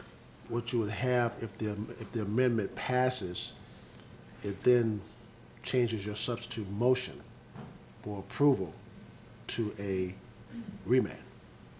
Okay. Okay.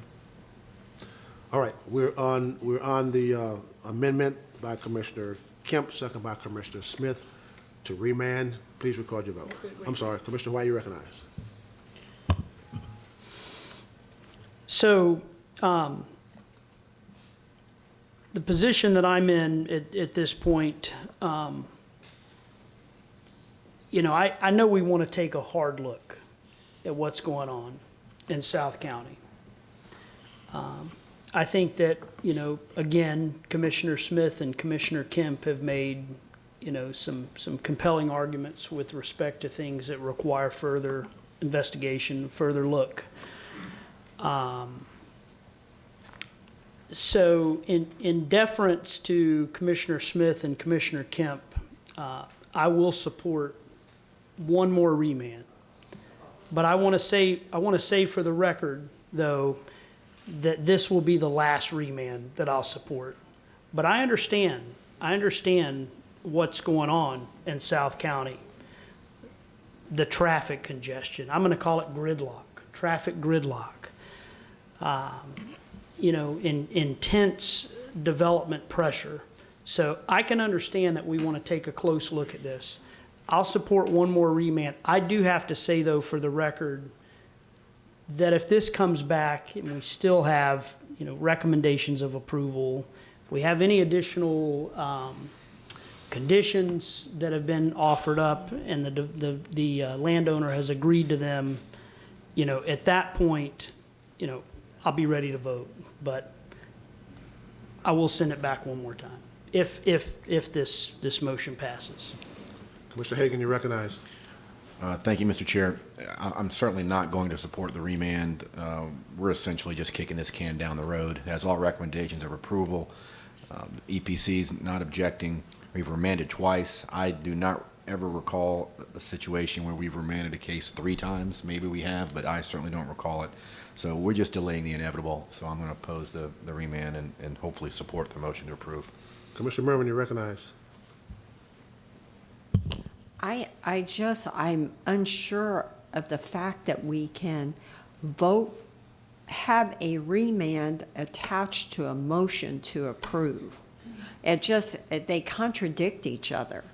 I really would like a legal opinion if that motion is valid, the amendment. I mean, can somebody please give me an opinion? I need a legal opinion before I can move forward to vote on this, because I just think they contradict each other, and they're inconsistent. And I believe the substitute motion has been made. Mr. Chairman has looked at the parliamentary procedure and applied it, and I believe that it would be proper to vote on that motion, the substitute motion. It's not the parliamentary procedure, because I get that. It's the legality of it. I mean, and I'm just, okay. Okay, we have an amendment by Commissioner Kemp, second by Commissioner Smith to remand. See no further discussion, please record your vote. Motion failed, 3-3. Commissioner Hagan, Miller, and Merman voted no. We're now back on the substitute motion of approval by Commissioner White, second by Commissioner Merman. I thought you were going to push a button. Let me say this before we move forward. This has been a difficult issue. And regardless of how we vote, we're going to end up on Facebook again. Regardless of how we vote, we're going to end up on Facebook, which to me is really uncalled for. But it's going to happen. It's going to happen. As I said before, people are coming, but we got to just figure out how in the world to have well-planned growth in this county. We cannot build a wall around this county. It can't happen. But we as a body, and now the time starts now, and we've already have the moratoriums that are coming, that we can sit back now and try to figure out how to have well-planned growth from a body that did it before us. We have that opportunity. We have that opportunity. And I know we're going to do it. We might not all agree on what the outcome may be, but I think we can get it done. And I'm looking forward to my last year sitting here getting it done. And for those of you who are going to go on Facebook, have fun. We now have a substitute motion for approval by Commissioner White, second by Commissioner Merman. Please record your vote.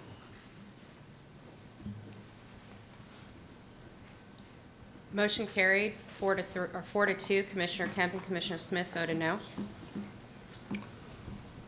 Mr. Moretta. Thank you, Commissioners. That brings us to item G2. This is rezoning. Thank you for your time this morning, Commissioners. Thank you, Commissioner. Go ahead. This is a rezoning for plan development 19-0282. This is located at the northwest corner of 86th Street and Causeway. Commissioners, this is a request that includes 3 development options, and for the sake of brevity, I will tell you that the proposal is for a maximum of approximately 250,000 square feet of commercial and 450 dwelling units, but those maximums will depend on which development option is sought, so they could go up or down. If you'd like more detail on that, then we can provide that if that's necessary. The main issue for staff during this review was not a matter of compatibility in terms of the uses that are proposed. It was a matter of design for the access point, particularly the one that crosses a TICO easement and goes on to 86th Street. At the time of our filing, when we prepared our staff report and filed it with the clerk, we had requested but received no direction in terms of that crossing would be allowed. The application itself did not analyze the result of what would happen if the TICO easement crossing were not approved, because it would require that an access point that's proposed for 86th Street. Michelle Heinrich is queued up on the Elmo. She can show this once we get it queued up. But if the access to 86th Street were not allowed by TICO, then that would require additional access onto Causeway.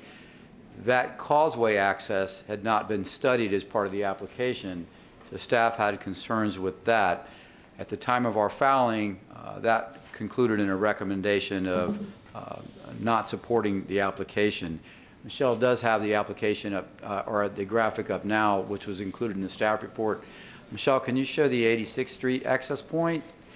Commissioners, that's the 86th Street access point, and then that gray shaded area that runs from the north side down to the south east side of the site, that's the TICO easement. And to get to the 86th Street access point, it would require crossing the TICO easement.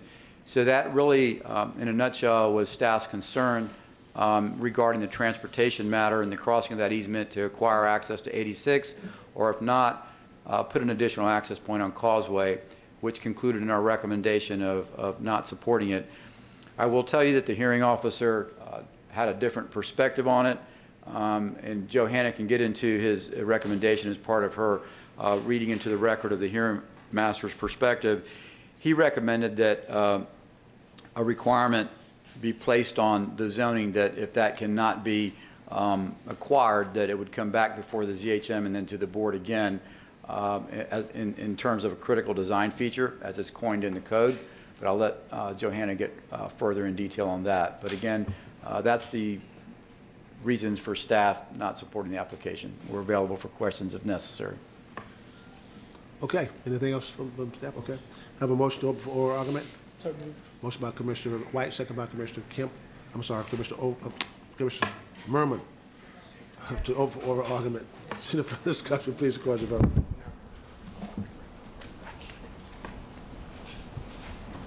Motion carried, 5-0. Applicant?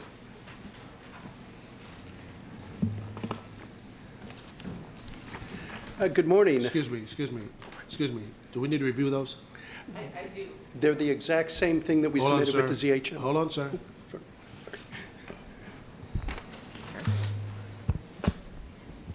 So if I may just take a moment and look and make sure that these were part of the record.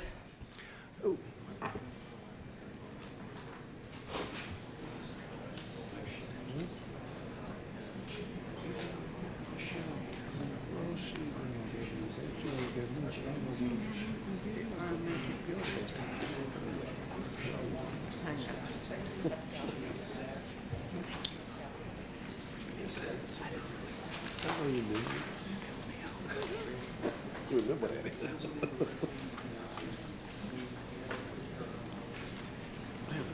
Hey, man, the Bucks never go to the hard range, bro. Yeah, he's gone. So he wasn't hustling.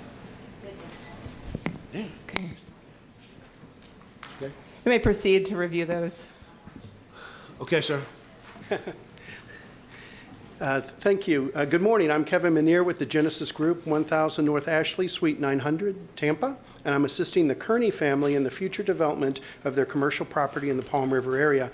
The property is located on the north side of Causeway Boulevard, a 4-lane arterial between 86th and 82nd Street. It's about 34 acres in size. Much of the north half is taken up by power line and drainage easements. So the property is well buffered from and screened from any single-family residential development. Causeway, right here, if you, could you show the easements in the drainage area, Robin? Just on the first one on the aerial, right? Yeah. Thank you. Causeway is a well-used intensive commercial corridor with heavy commercial uses on both sides of the street. Our property is currently zoned CG, Commercial General today, which allows a full range of commercial uses similar to our neighbors to the east. That's on the second.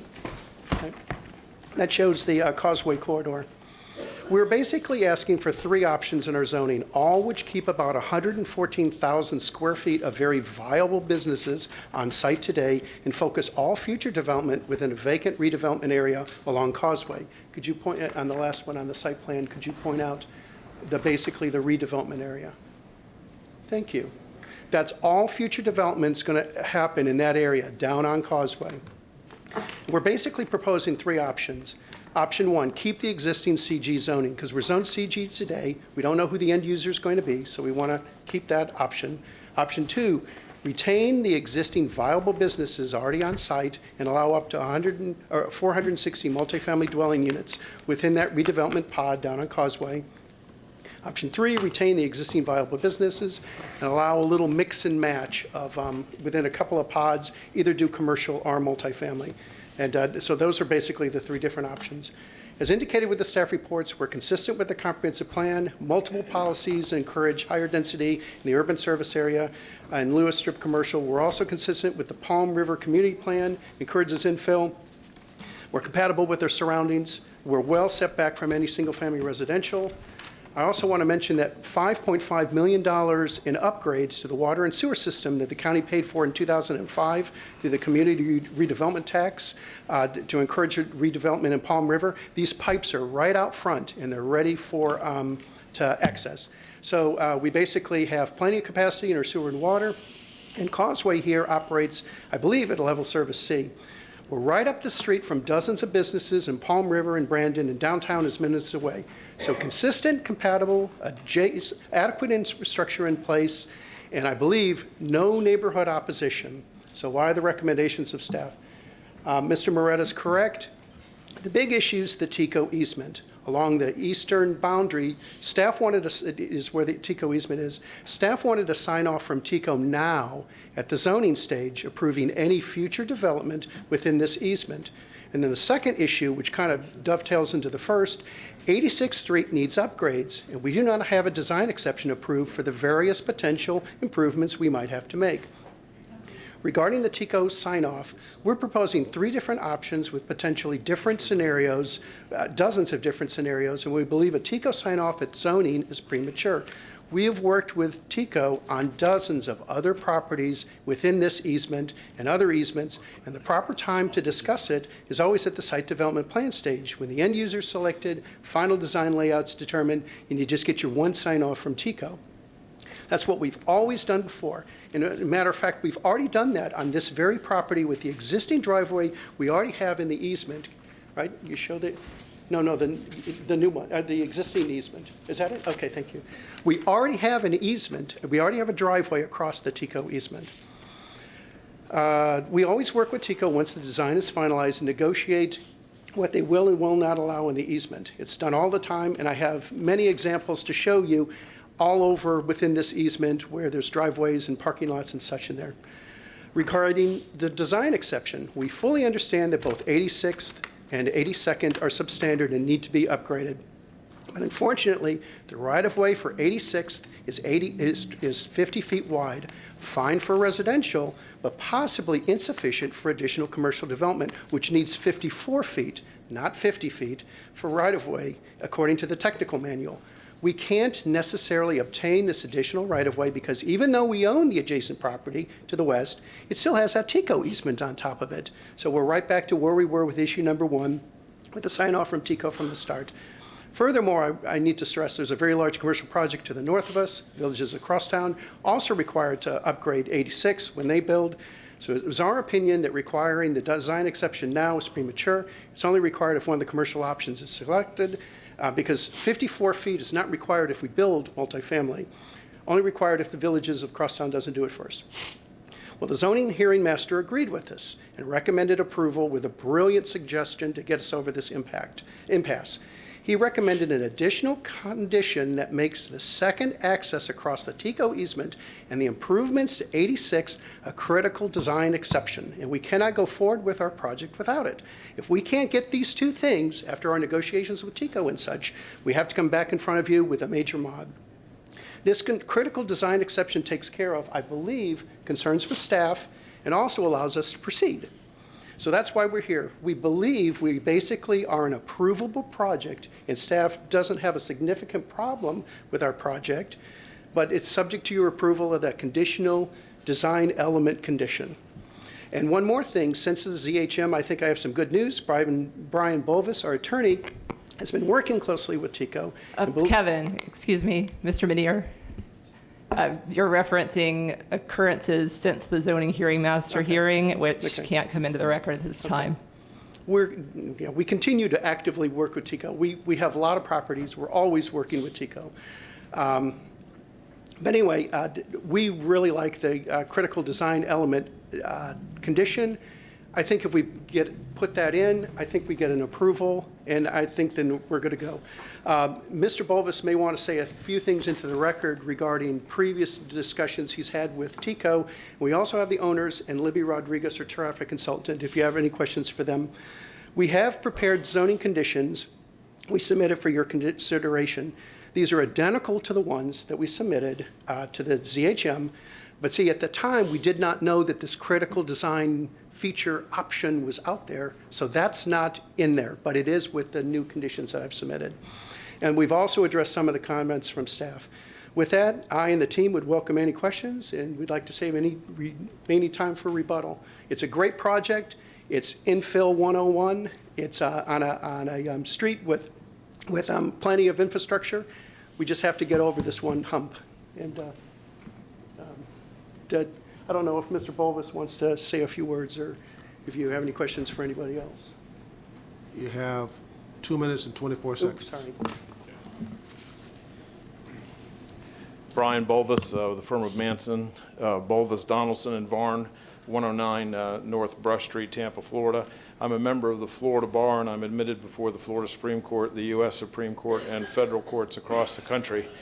I've acted as lead counsel in the condemnation of eminent domain right-of-way for electric transmission corridors in 47 counties across the state of Florida. My clients include numerous cities, counties, electrical, water, and gas utilities. I've testified 8 times before the Florida legislature regarding issues of electric transmission corridor eminent domain acquisition. I've reviewed all the documents associated with the easement in question, the original condemnation documents, and the documents in the public record, and it's my opinion that there's nothing in those documents that prohibits the use of this this corridor for driveway. There's no restrictions. Some easements say you can't put structures, you can't do this, you can't do that. This doesn't say it. This just gives TICO the right to come across with the reservation. There's no question that the easement allows for access across the property. It's been crossed once. And frankly, TICO, before the zoning master hearing, and it was my opinion with the zoning master hearing that based on communications with TICO and reviewing the documents, that they had no objection. They had told us they had no objection. Since then, they've put it in writing that they have no objection to that crossing. But they want to see ultimately construction plans and design layouts because that's something that's necessary. TICO will work with property owners. You just have to show that you have the right setbacks, and they may have to raise their conductors, they may have to raise their wires. But in this particular case, there's nothing in this easement that prohibits the use of this for a driveway, and TICO doesn't object to that. My opinion last time was that they didn't object to it. Continues to be my position that they don't object to it. TICO will work with property owners, and this area is available for development, and the proper time is when a site plan is designed, then can be submitted for final approval and work with TICO. It's not really approval, it's more working with them as neighbors. They have an interest, we have an interest, the owner has an interest, and TICO is very good about working with owners in this area. They did it on this property, they've done it all over the place out there. So the driveway should not be an issue, especially with those conditions. Thank you, sir. Thank you. All right. Okay. Ironically, I have no people to speak in support, in opposition, or in support according to record. Am I correct? Okay, I have no one. That's no, correct. So you would not, does anyone part, I don't have, you're not a party of record. I did speak at the ZHM commission, and I was hoping I could speak here. And if Mr. Greer could... Hold on, sir. Was he a party of record? There is no oral argument request filed for this gentleman. I have no one filed for party of record in either way, opposition or proponent. No one. Okay? So you're going to rebuttal yourself?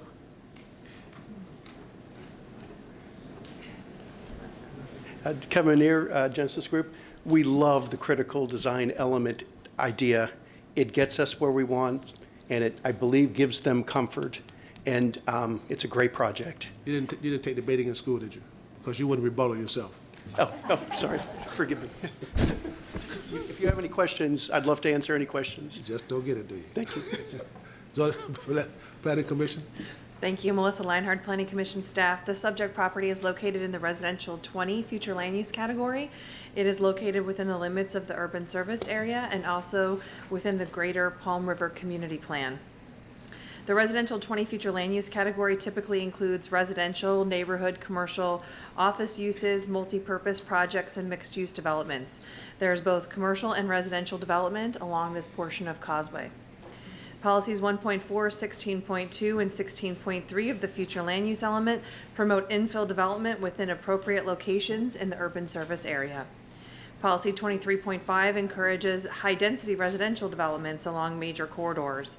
A mixed-use project along Causeway is not only considered infill development, but also provides a gradual transition from higher densities and intensities along Causeway Boulevard to lower density development further away from the roadway. Options 2 and 3, which include high-density residential development, may discourage the trend towards strip commercial found along that roadway. This rezoning is also consistent with the Greater Palm River Community Plan. The rezoning promotes and provides an opportunity for infill development that is compatible with the existing community patterns in the area. This proposed rezoning is also encourages diverse housing types in the area, which is consistent with the Greater Palm River Community Plan. While the proposed density and uses are compatible with the area, the site has connectivity and access issues that have not been fully addressed. Policy 1.4 of the future land use element states that vehicular traffic and access are elements that affect compatibility. Policy 12.3 of the future land use element requires the restriction of direct access to arterial roadways from development projects when access can be provided via a collector or a local facility. The Hillsborough County Development Services Department Transportation Review Section has reviewed the applicant's submitted transportation analysis and has found that the proposed access and project circulation will require the 86th Street access point and crossing the eastern Tico easement. Elimination of the 86th Street access will likely shift project traffic to Causeway Boulevard and be inconsistent with policy direction in Policy 12.3 as aforementioned of the future land use element. Overall, staff finds the proposed increase in density in options 2 and 3. They would encourage infill development in the Greater Palm River Community Plan area while also encouraging diverse housing types. However, a lack of connectivity undermines several policies in the future land use element, including the community design component. Infill development within appropriate locations in the urban service area cannot be successfully implemented without sufficient connectivity per the comprehensive plan.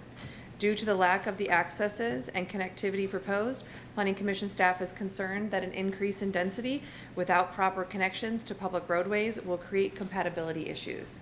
And based upon those considerations, Planning Commission staff finds the proposed rezoning inconsistent with the future of Hillsborough Comprehensive Plan for unincorporated Hillsborough County. Thank you. Zoning Hearing Master. The zoning hearing master considered the applicant's proposal for a plan development that, in summary, provides for 3 development options. 1, existing commercial development with new commercial development. 2nd, existing commercial development with new residential development. And 3rd, existing commercial development with new residential or commercial development. The development density and intensity proposed for each option is consistent with the future land use category. The zoning hearing master stated that while the proposed density and intensity of uses are compatible with the area at the time of the zoning hearing master hearing, certain site connectivity and access issues were unresolved between staff and the applicant given the existence of a power line easement through the property. Policy 1.4 of the comprehensive plan future land use element states that vehicular traffic and access are elements that affect compatibility. Accordingly, the unresolved issues affect the requested waiver to commercial locational criteria as well as overall compatibility. Staff reports that were otherwise supportive of the request were finalized as not supported by Development Services and inconsistent by the Planning Commission.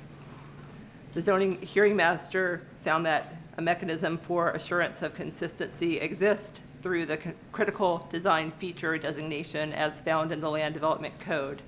Conditions requiring the requested connections and right-of-way improvements and designating them as critical design features would assure that the conditions necessary to deem the project compatible would be fulfilled, or that the project would not be approved for development and would have to come back through the zoning hearing master and to the board through a future major modification. However, the zoning hearing master recommended to utilize the critical design feature condition relative to the TICO easement and the improvements proposed therein in order to allow for the project to be approvable and compatible with the surrounding development pattern. He recommended that the project be approved subject to the designation of those necessary connections and improvements within the TICO easement as critical design features pursuant to the Land Development Code. Thank you. Let me ask you a question. Did the zoning hearing master say that there were critical issues concerning connectivity, but then approved it anyway? The zoning hearing master is recommending that pursuant to the Land Development Code, there's a process that a certain condition can be designated as a critical design feature, and if anything was to change relative to that condition, it would be required that the project come back through to the board for a major modification through the zoning hearing master process. And staff has reviewed the conditions that would implement this, and I believe Mr. Gormley has some points to speak to. Commissioner, if it's appropriate time, would like to speak to the conditions that were handed out today. We did not recommend approval of this application for the reasons stated and the timing associated therewith. We'll say we have reviewed these conditions. We generally think they're implementable if the board wants to proceed, but there are some clarifications that are necessary. In condition 2, the condition already references the access to 86th Street being a critical design, and the term should be feature. There was some text added to that contemplated potential design exception and potential right-of-way deficiency. However, that condition is in conflict with the applicant's condition 10 that states that all improvements will be in accordance with the Land Development Code and the Transportation Technical Manual. So that condition as written would preclude any design exceptions. So if the board were inclined to approve this application, I would suggest that condition 2 be adopted without the added underlined text, as it already does accommodate the critical design feature language that the hearing master recommended. Two other points of clarification on proposed condition number 8. The first line says, at the time of preliminary site plan approval, developer will show one or all of the following improvements. Would request that one or be struck. So it would read, developer show all the following improvements. We've reviewed these as all being necessary to support the project. The last change would be in condition 8A. I believe the word left was omitted, so condition A would say a northbound left at 86th Avenue at the northern driveway. Okay, we get into board discussion. Commissioner Smith, you recognize. Thank you. And, you know, I think this is probably headed in the right direction ultimately, and I think the zoning hearing master suggestion of the critical design feature does put, you know, a mandate to get that TICO crossing, or else they have to come back. But I don't think it covers all the bases. I just don't think this is quite ready for prime time. I think I'd like to move for a remand in order to look at all these new conditions, and particularly because although the TICO easement thing has been addressed, there would be design exceptions needed if this was to go forward on 86th Street at least, and the staff hasn't been able to review that because they were in a position of not recommending approval. So they, you know, they didn't get that far. So if we would just remand it maybe to the next, just to allow staff to have a chance to actually look at what design exceptions would be needed and whether or not they would approve it, and allow those design exceptions to come back to the board. I'm not comfortable approving something without seeing the design exceptions. Are there bicycle facilities, sidewalks? I know the road is constrained. There may or may not be room for that, so. We have a motion by Commissioner Smith, second by Commissioner Kemp for remand. Commissioner Kemp, you recognize. And again, I couldn't agree with you more. I think it is headed in the right direction, but I really think it needs to come back to the board for final approval and a look at what happens here. See no discussion, I have a motion by Commissioner Smith, second by Commissioner Kemp for remand. See no further discussion, please record your vote. Remand date would be December 16th at 6 p.m. Motion carried, 4-2. Commissioner Hagan and Merman voted no. Okay. Mr. Murder.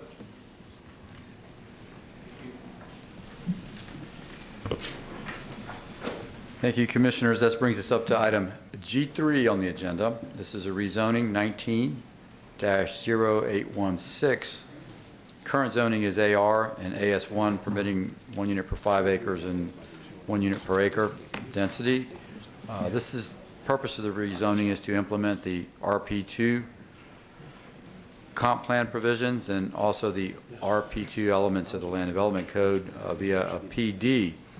The proposal is approximately 1,599 dwelling units. It includes approximately 43,000 square feet of commercial and a 25-acre school site. It's located 55 northeast of the intersection of Balm River View Road and County Road 672. Staff is recommending approval, and oral argument has been filed.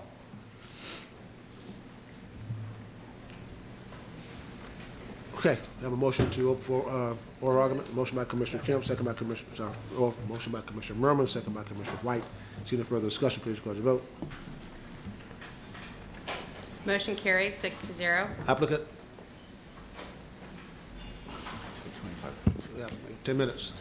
Commissioners, good morning. Jake Kramer with Stearns Weaver Miller, 401 East Jackson Street, number 2100, representing the applicant, Agmart Produce, Inc. Commissioners, before you today is quite likely the last new RP2 rezoning that this board will consider under the existing standards. This planned village meets and exceeds all RP2 standards and provides the community benefits that will only be achieved if the village is approved. I'd like to first ask the property owner's representative, Mr. Michael Sada, to describe his efforts over the past few years to design a first-class planned village.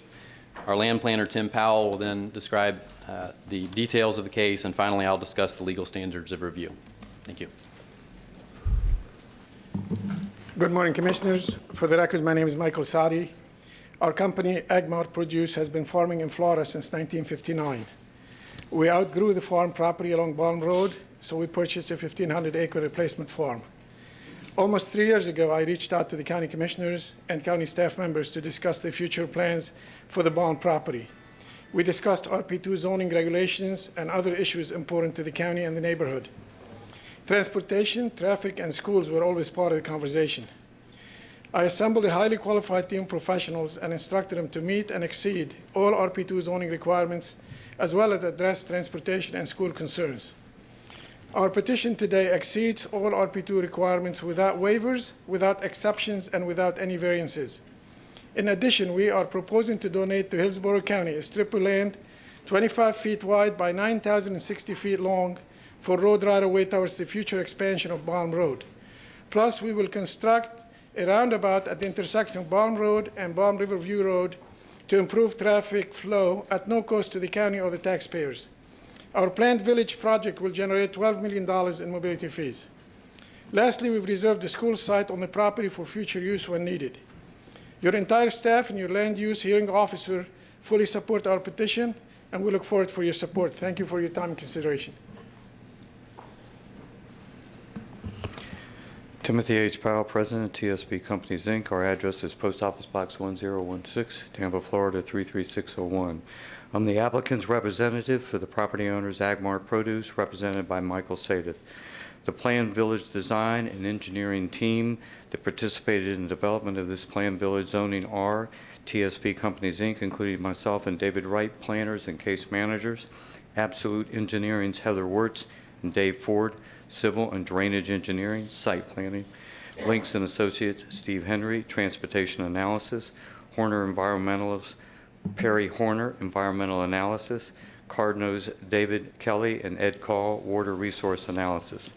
Today I'm presenting a mixed-use development plan village zoning under the Comprehensive Plans Plan Village RP2 land use category, the Livable Community Elements BOM Community Plan, and the Land Development Code's Plan Development and Plan Village criteria.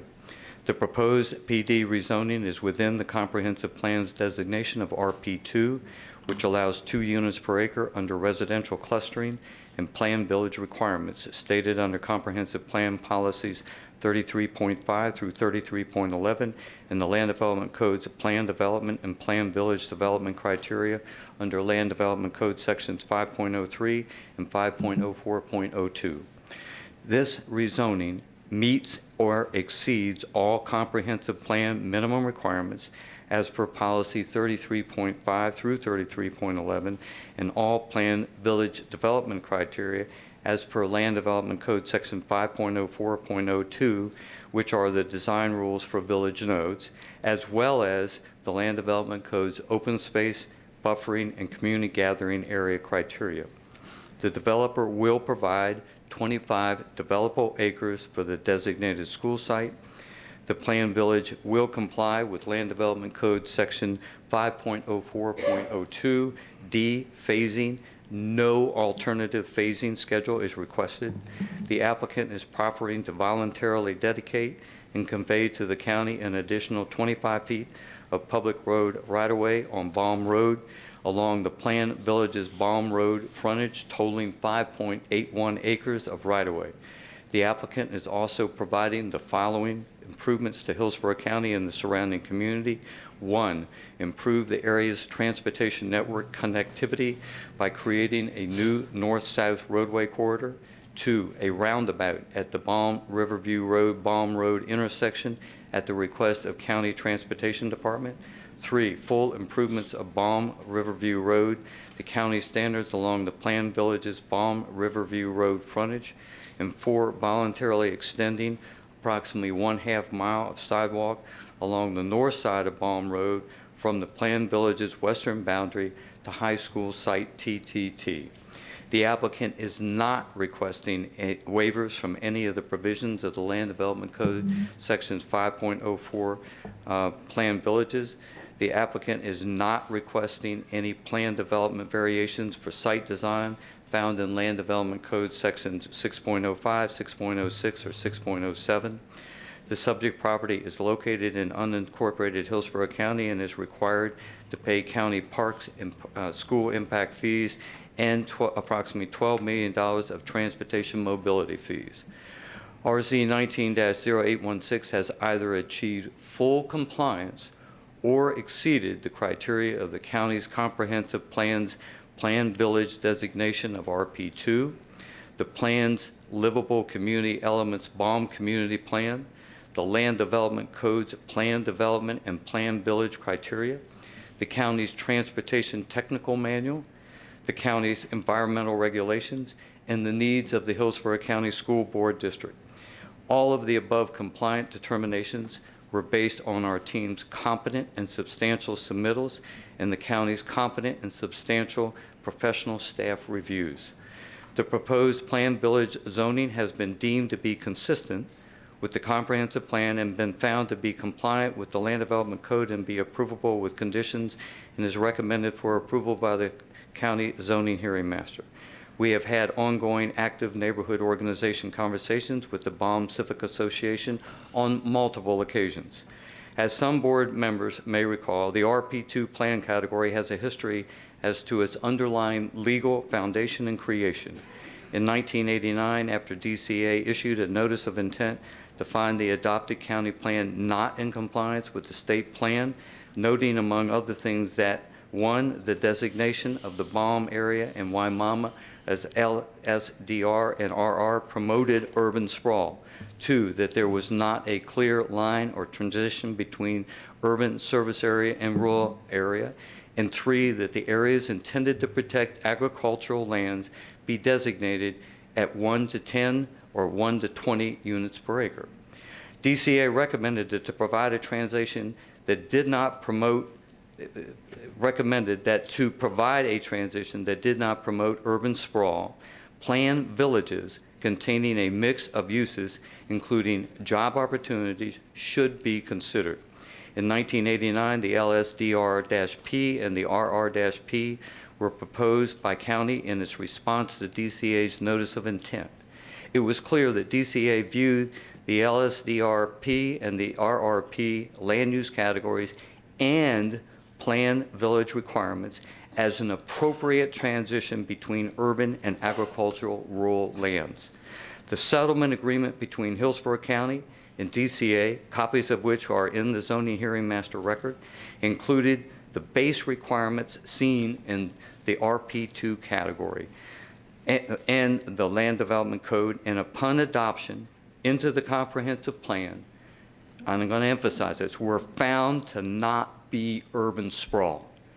This issue has been settled law for 29 years and remains consistent with state law to this date. Based on the reference submittal documentation, I respectfully request your approval of RC 19-0816. Commissioners, I'd like to address the legal standard that we'll be applying today in this hearing. Even though this board is poised to adopt an RP2 moratorium on future rezonings, that legislative item cannot and should not be even considered today in this hearing. Today, we must apply the existing RP2 standards. We must provide that the planned village is consistent. We must show that the planned village is consistent with those standards, and then the burden shifts to the opposition. Commissioners, we've clearly met our burden in this case. This is why we have full staff support and a ZHM recommendation of approval. Recent residential RP2 PD approvals have been with waivers and variations to RP2 criteria. We're not asking for that. Quite simply, not only have we shown that the existing zoning is no longer reasonable, but we've gone above and beyond the past approvals. We ask for your approval today. Thank you. Thank you. We have two parties of record that both speak in opposition. Buddy Harwell.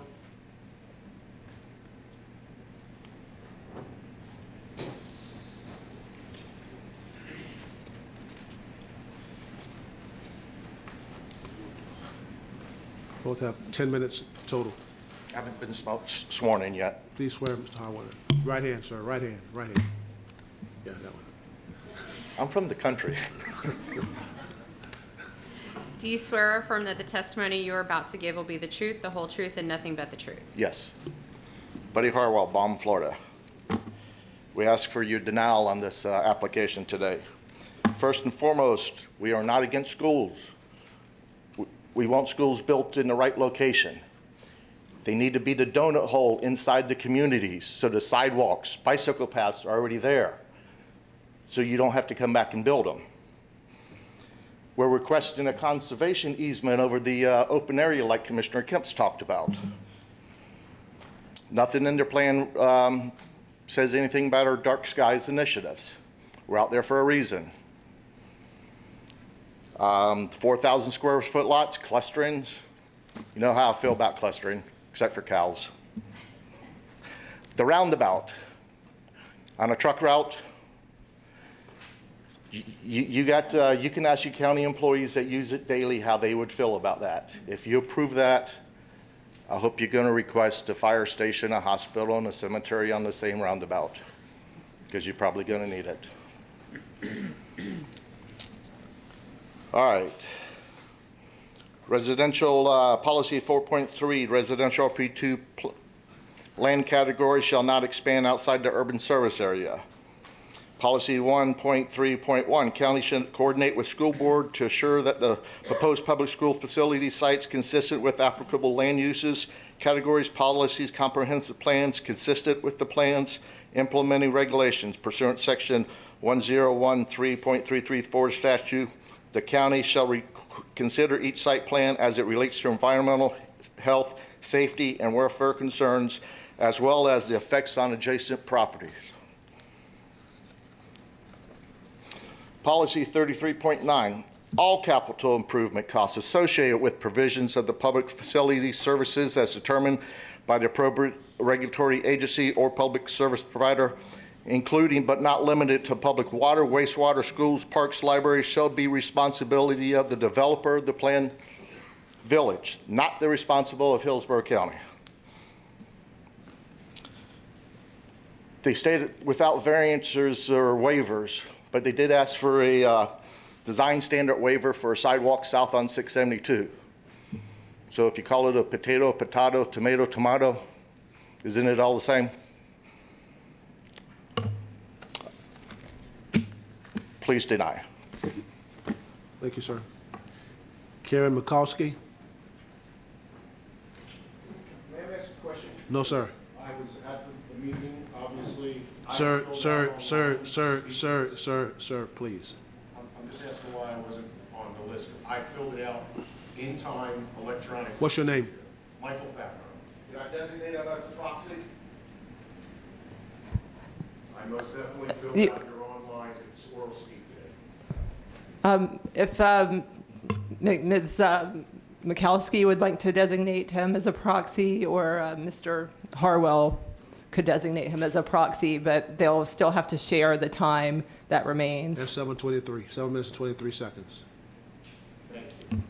Ms. Mikulski? Karen Mahalski, do I need to be sworn in too? Yes, you need to be sworn in.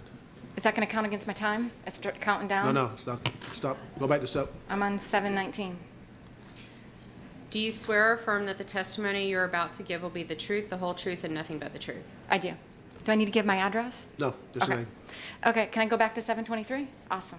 Oops, maybe not. Going down? Hold up. Give her 7 more seconds.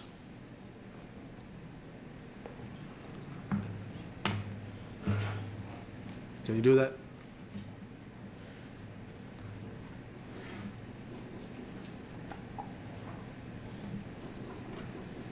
Cool.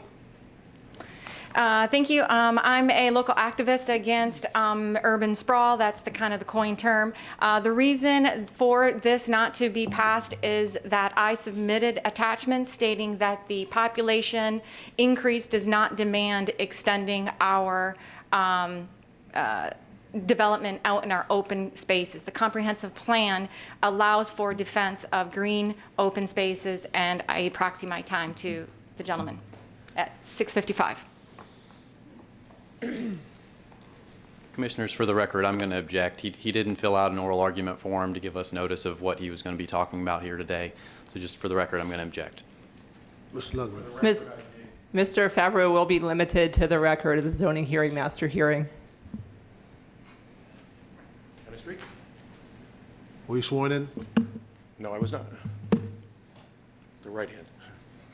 Do you swear or affirm that the testimony you're about to give will be the truth, the whole truth, and nothing but the truth? I do. Before you speak, let's get a clear understanding. Was he signed up at the zoning hearing master?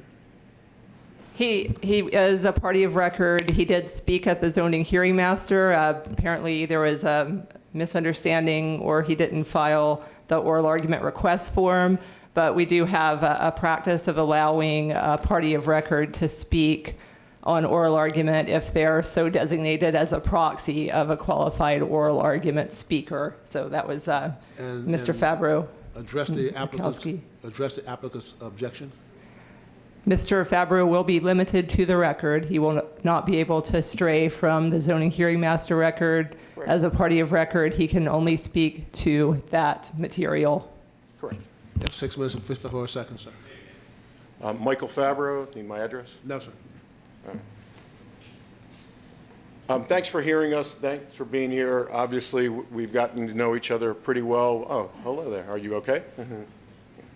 The request for Ag Marts, this request is not compatible with BOM. It 100% ignores the BOM community plan written with Hillsborough County Land Development Assistance and registered with the county. Also, it is not in compliance with Hillsborough County's full comprehensive plan. Our community plan was written with land development, adopted as amendment to the comprehensive plan. It includes 1 home for 5 acres, a mixture of lot sizes in our area, a dark skies initiative, all of which have been ignored. My question was at a meeting with our land development is, what is the point of that, if us registering that, if you are going to completely ignore it? There is not a development adjacent to it. Adjacent definition by Hillsborough County on your website. For purposes of determining notice requirements for certain limited use, adjacent properties shall be those directly abutting the subject property or those which would abut by excluding public right-of-way. This is not compatible with the BOM computing plan. Compatibility, definition by Hillsborough County. The characteristics of different uses of activities or design which allow them to be located near or adjacent, which there is not any adjacent, to each other in harmony. Some elements affecting compatibility include the following: height, scale, mass, and bulk of structures, pedestrian and vehicular traffic, circulation access, and parking impacts, landscaping, lighting, noise, odor, and agriculture. Compatibility does not mean the same as, rather it refers to the sensitivity of development proposals in maintaining the character of existing development. To emphasize characteristics of BOM, completely and entirely rural, not a single urban development at this time in it. Adjacent property is agricultural and elapse. There's not a single property abutting this subject property similar to which is being proposed. Clustering requested, proposed, does not maintain the character of existing development and is in direct conflict of bulk of structures. BOM is a dark skies area, so the lighting that would be present due to this development is in direct conflict with the concern to lighting. We have spoken exhaustively of the safety concerns to County Road 672 being a 2-lane road with limited shoulders. I don't believe we need to waste time addressing that anymore. The county's oath growth development strategy is in direct conflict with this request. The Sustainable Growth Management Strategy serves as a vehicle to structure county spending and planning policies to optimize investment for services and infrastructure. I asked the commissioners, how far are we behind in Hillsborough County on infrastructure? Protect the vulnerability of the natural environment, reduce the exposure and risk to natural hazards, and provide a clear direction for achieving an efficient development pattern. This strategy is comprised of 3 primary components: an environmental overlay, an urban service area, and a defined rural area. First purpose, control urban sprawl. This is by no means any control of urban sprawl. Part of it also is that it is to be a self-contained, 1,600 houses, 2 adults in each, that's 3,200 people. Please tell me how this is self-containing and not causing urban sprawl and going out onto our highways on what the commercial that is being proposed within this. Mr. Favreau, please limit testimony to the record that you spoke to at the zoning hearing master hearing. Okay,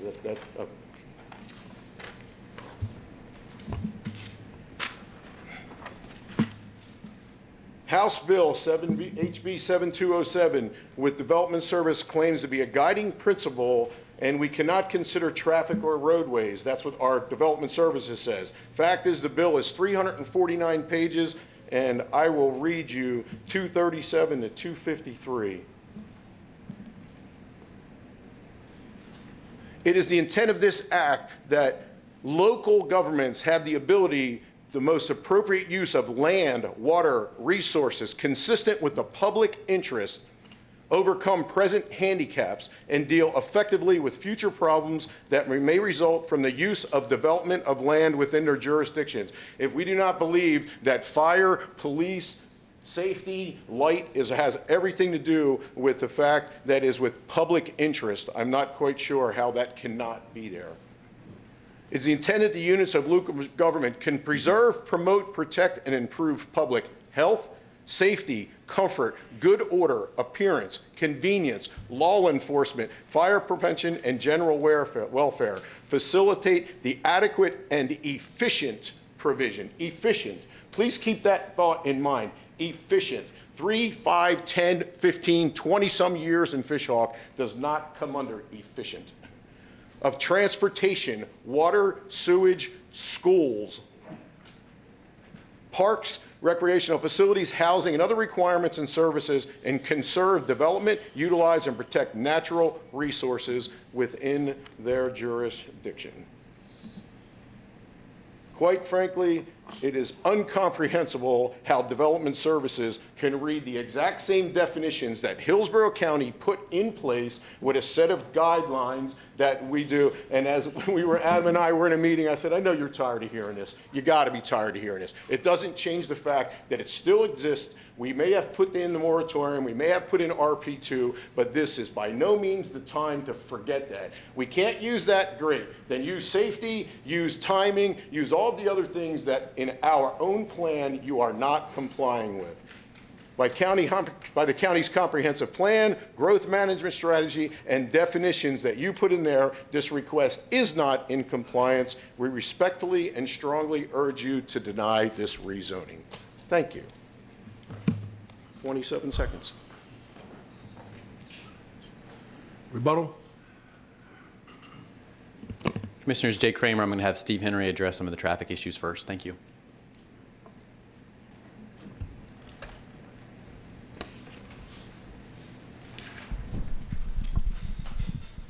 Steve Henry, Links & Associates, 5023 West Laurel, Tampa 33607. First thing I want to address is, and we can get the Alamo up. Okay. The first question was, or the concern was, the roundabout that is proposed at the intersection of Balm and Balm Riverview. In fact, whenever we do either major developments or signals on a state road, one of the things we're required to do is to look at a roundabout option. DOT has determined that roundabouts are safe. They are actually put on major truck routes. So the fact that there's trucks out here has no factor. The roundabout can be designed to accommodate those vehicles. And as you can see from the underlying intersection, the road is on a curve. What this will do is eliminate the curve and allow traffic to flow safely and more efficiently than what you have out there today. The second issue was the design exception. This gives it, and what I've done is highlighted what we have done, but basically out there today, there are 12-foot lanes. We're adding an additional 12-foot lane. We're actually on our side of the road, we're providing the TTM standard for the paved shoulder and the shoulders, 8-foot shoulder, 5-foot paved. And then we're also adding the 5-foot sidewalk, not only along our project, but also to the west in order to provide a direct connection to the proposed high school. The only portion that we're not is on the south side where we don't control the right-of-way, in which there's approximately a 6-foot shoulder, 2 to 4 feet of pavement. But we are improving it where we can on our portion of the property. Thank you.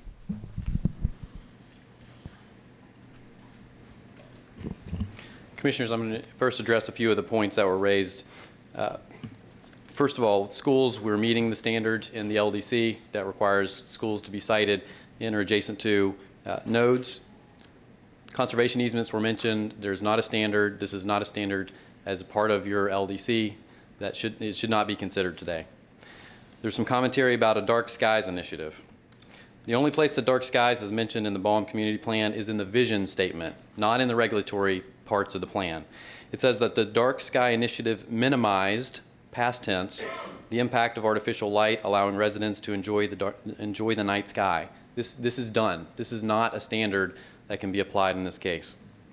House Bill 7207 was mentioned. I took part in actually helping craft that law when I lived in Tallahassee. That law allowed governments to do away with transportation concurrency and adopt mobility fee systems to pay for their impacts. And in that case, timing goes away. We're not under concurrency. We're under mobility fees now. Hillsborough County has adopted that system.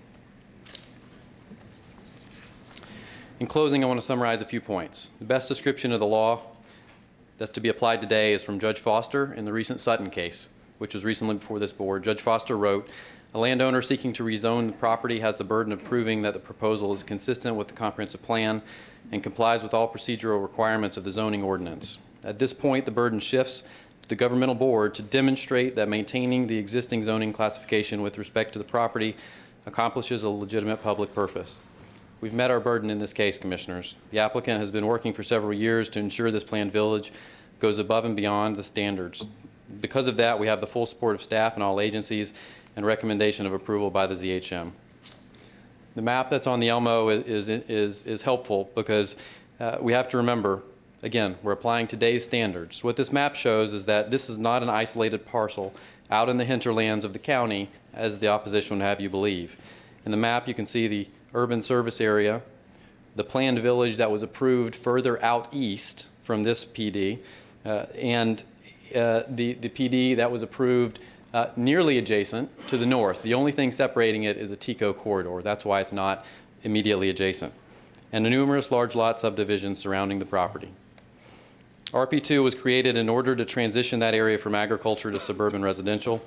In 1989, both the state and the county determined that development of planned villages would decisively not be urban sprawl. This decision has been made many years ago. It's not for us to decide today. The character of the area has in fact transitioned just as the county planned all those years ago. This planned village is not premature. As you can see on the graphic, the horse is already out of the stable. Closing the door behind it won't do any good. The opposition has not met their burden in this case. They have presented zero competent substantial evidence. There is no competent substantial evidence in the record to deny this zoning, commissioners. They offered no expert testimony, no analysis, nothing. In general, they don't even live near the site. This planned village presents an opportunity to improve the quality of life in Balm. Thank you. We ask for your approval. Planning Commission? Thank you, Melissa Leinhardt, Planning Commission staff. The subject property is located within the Residential Plan Village 2 Future Land Use category. It is also located in the rural area and within the limits of the Riverview Community Plan, the Balm Community Plan, and the South Shore Area-Wide Systems Plan. The proposed plan development is consistent with and an allowable use within the RP2 Future Land Use category. The proposed plan development will utilize the planned village concept to develop a rural village consisting of 1,599 single-family homes, along with the required commercial uses and a potential school site. Due to the linear shape of the site, the applicant is providing several village nodes throughout the site. The applicant is meeting the intent of the Future Land Use Element Policy 3310, which requires that non-residential development be located internal to the planned development. The requested design standards of smaller lot sizes within planned villages is also consistent with the RP2 Future Land Use category, which requires clustering in order to prevent urban sprawl, provide for the efficient provision of infrastructure, preservation of open space, and the protection of the environment. This application meets the clustering ratio for residential units at 4.3 dwelling units per acre. In order to meet the clustering ratio, lot sizes of 4,400 square feet are being proposed. The planned village development option requires that 70% of the site provide a 250-foot wide perimeter buffer to address compatibility. The applicant is meeting the required open space buffer percentage by providing 72%. The Hillsborough County School Board has reviewed the application, and the applicant has provided a 25-acre school site as per the site plan, which is consistent with the Public School Facilities Policy 1.3.1. Achieving roadway connection is also an important component of planned villages, and the site plan demonstrates roadway connectivity in multiple locations, meeting the intent of Future Land Use Element Policy 33.11. The applicant is meeting the vision of the Balm Community Plan by preserving open spaces throughout the site, as well as preserving views to those open spaces. The applicant is meeting all RP2 requirements as outlined in the Land Development Code and the Future of Hillsborough Comprehensive Plan for Unincorporated County, consistent with policy direction. Based upon those considerations, Planning Commission staff finds the proposed plan development consistent with the Future of Hillsborough Comprehensive Plan for Unincorporated Hillsborough County, and that would be subject to the conditions proposed by Development Services. Thank you. Thank you. Zoning Hearing Master. The zoning hearing master reviewed the proposed plan development for the purpose of developing a planned village with 1,599 residential units and required commercial and school site.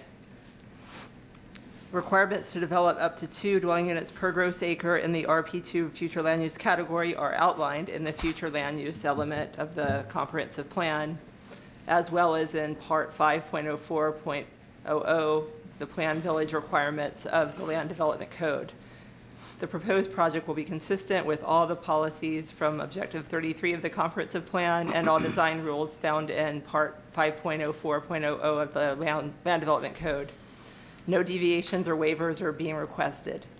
The proposed planned village would connect to existing planned village projects along the north, and connectivity is being provided for the future aggregation of villages around the site. Prior to the issuance of building permits for more than 75% of the residential units, certificates of occupancy will need to be issued for a minimum of 50% of the required on-site neighborhood retail floor space. Certificates of occupancy for the remaining on-site retail floor space shall be issued prior to the issuance of building permits for more than 95% of the residential units. The applicant has not requested an alternative phasing schedule. The zoning hearing master found that overall the request will result in development that is compatible with the surrounding development pattern. The zoning hearing master therefore recommended approval of the planned development rezoning. Board discussion? Commissioner Smith, you recognize. Thank you. And thank you very much to the citizens' commentary. You know, let me just say, I'm really trying to work with staff to fix this oral argument maze of red tape. We've seen it be a problem in 3 cases today, so really want to work on that. I think Mr. Harwell's points are very well taken, all of them, except for the roundabout. I think that's still up for debate. But the cost of urban services is an important point, and that's required by RP2. And we now know that our impact fees are not covering the cost of the urban services out in this area. So that's a real problem. And Mr. Fabreau's comments also that this is incompatible on several counts, I totally agree with. This proposal is in the very heart of the Balm Community Plan, which expresses a vision of retaining its rural character and maintaining a rustic atmosphere. This PD would be the opposite of that vision.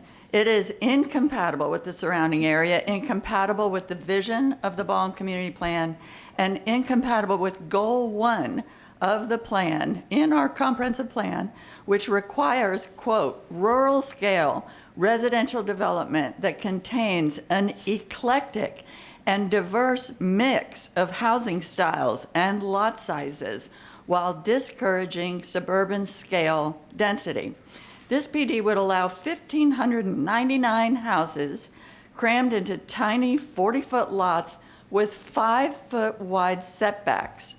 40-foot wide lots, 5-foot side setbacks, and the only design feature required to distinguish one house from the next is the requirement that they alternate the driveways from the left side to the right side of the otherwise identical houses. We've all seen these subdivisions. They are utterly incompatible with what the Balm Community Plan requires. This is not going to be, quote, rural scale residential development that contains an eclectic and diverse mix of housing styles and lot sizes while discouraging suburban scale density. And it breaks my heart to think of this huge suburban style subdivision paving over the unique community character of the Balm community that worked so hard to write policies into the comprehensive plan to protect their history and their community character from exactly this kind of development.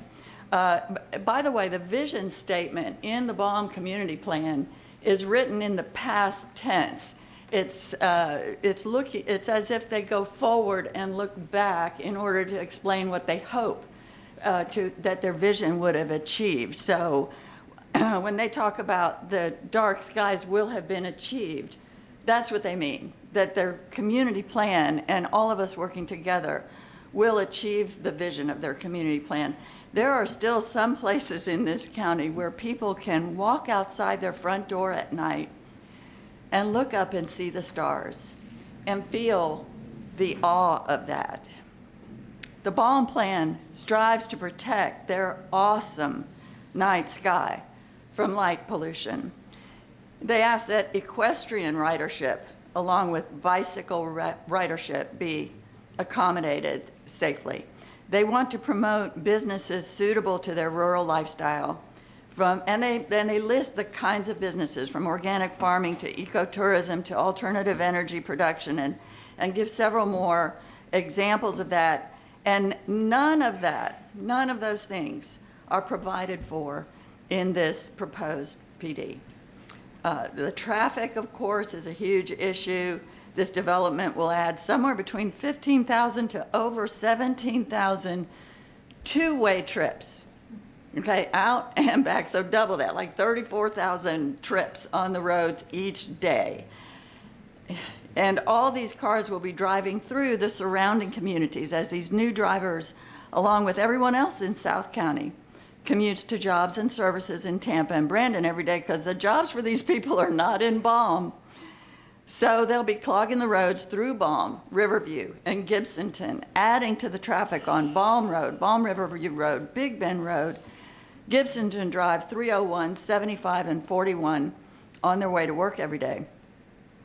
Yet the applicant goes to great lengths to complain that many of the opponents live over a mile away, as if this proposal is none of their business. These citizens are all going to be paying for this development in time and money, and they've got a right to say so. All the surrounding arterials are substandard and will remain so unless and until the taxpayers of this county pay to add the road lanes, bike lanes, and sidewalks that will be needed to accommodate this development and its traffic throughout South County. The developer is setting aside some right-of-way to allow us taxpayers to widen Balm Road, but we're not going to be able to afford to do that anytime soon. It's not on any of our plans, which is why we have several policies in the comprehensive plan relating to the timing of growth. They are there. We don't need to work on them to make them happen. They're there. Future land use element objective 2 talks to the timing of growth and tells us to manage the timing of new development to coordinate with the provision of infrastructure, transportation, transit services, and other public services such as schools, recreational facilities, etc., in a financially feasible manner, just like everyone in South County keeps begging us to do, and this is what our comprehensive plan tells us we must do. Other policies in the comprehensive plan require us to evaluate the timeliness of development and specify that a project is considered premature if there are not sufficient infrastructure for it, and policies including but not limited to policy 2.1. This project is premature. My last concern is flooding on the roads in the area. We know that that's a problem in the Balm area, and I don't know that that's been addressed, but certainly raising another huge piece of land up above the roads may exacerbate the flooding, and I see nothing in this proposal to guarantee that it won't, and so I move denial. We have a motion by Commissioner Smith,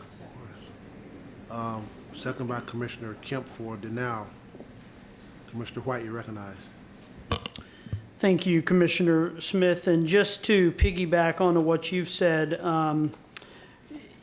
you know, clearly there are some design standards that they're providing for exemptions to on some of the local roads. And that points me to policy 1.4 of the comprehensive plan, which clearly speaks to pedestrian or vehicular traffic, circulation, and access issues. And policy 16.10 mentions the same issues. So I think you bring up a lot of good points, and I just wanted to add those points for the record. Can I ask a question, staff? I'm looking at the map here. What's this Ambleside Boulevard, this area that's PD, what's that? Commissioner, Ambleside Boulevard is a east-west collector road that's located north of the subject site. This project would be creating a road connection that would extend north and intersect with Ambleside Boulevard. It's being developed by another project to the north of this site. And are there homes going in there? Are there homes in there already? Yes, sir.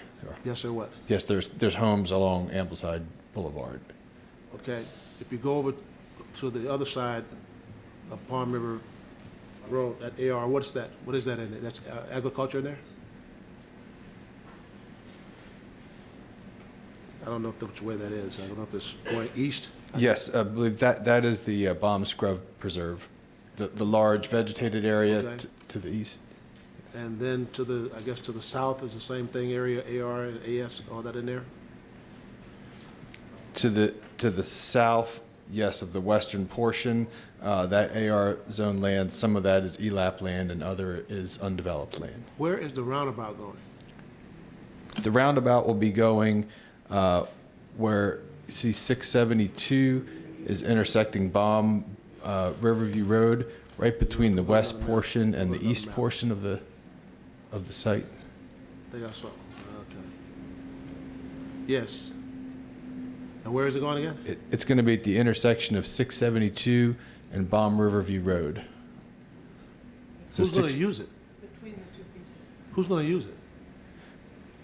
people who are traveling on 672 making the transition to Baum Riverview?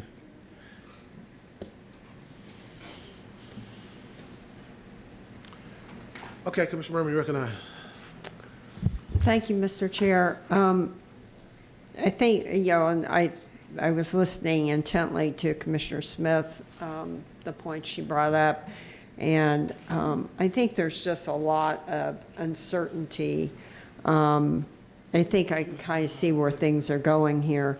And I really would like to make a substitute motion to remand this, to look at that compatibility and sufficiency of the transportation design impacts and also the transportation design elements, because I feel like there's a lot of unknowns here. I have a substitute motion by Commissioner Merman.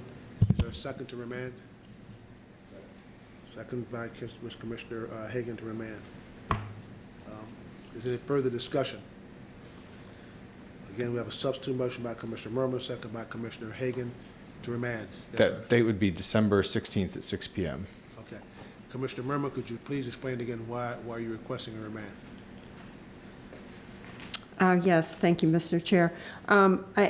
It's just this roundabout and the issues that I think we brought up. I think there's the compatibility issues and the sufficiency of all of those impacts of the transportation designs, and also just all of the transportation, I think, elements. The impact, just the overall impacts are tremendous for the area. Okay. Commissioner Overman, you recognize. I may have missed this because I missed the first part of it, but in this, the school site that's actually in the center of the two pieces, what's anticipated the size of that school given the amount of space that's offered? What's how many students? What do you anticipate the number of children would actually be driven to that school on a daily basis, given that most kids probably won't live in the neighborhood?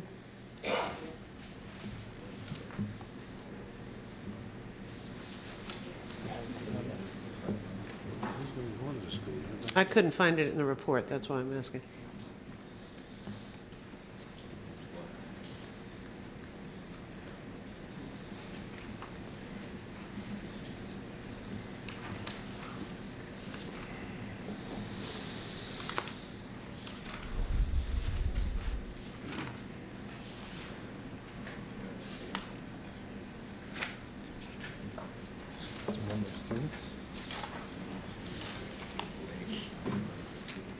Commissioner, the school is conditioned to be a K-8 school.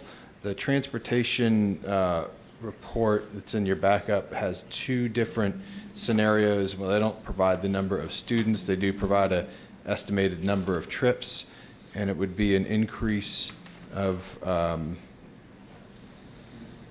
approximately 2,400 trips per day.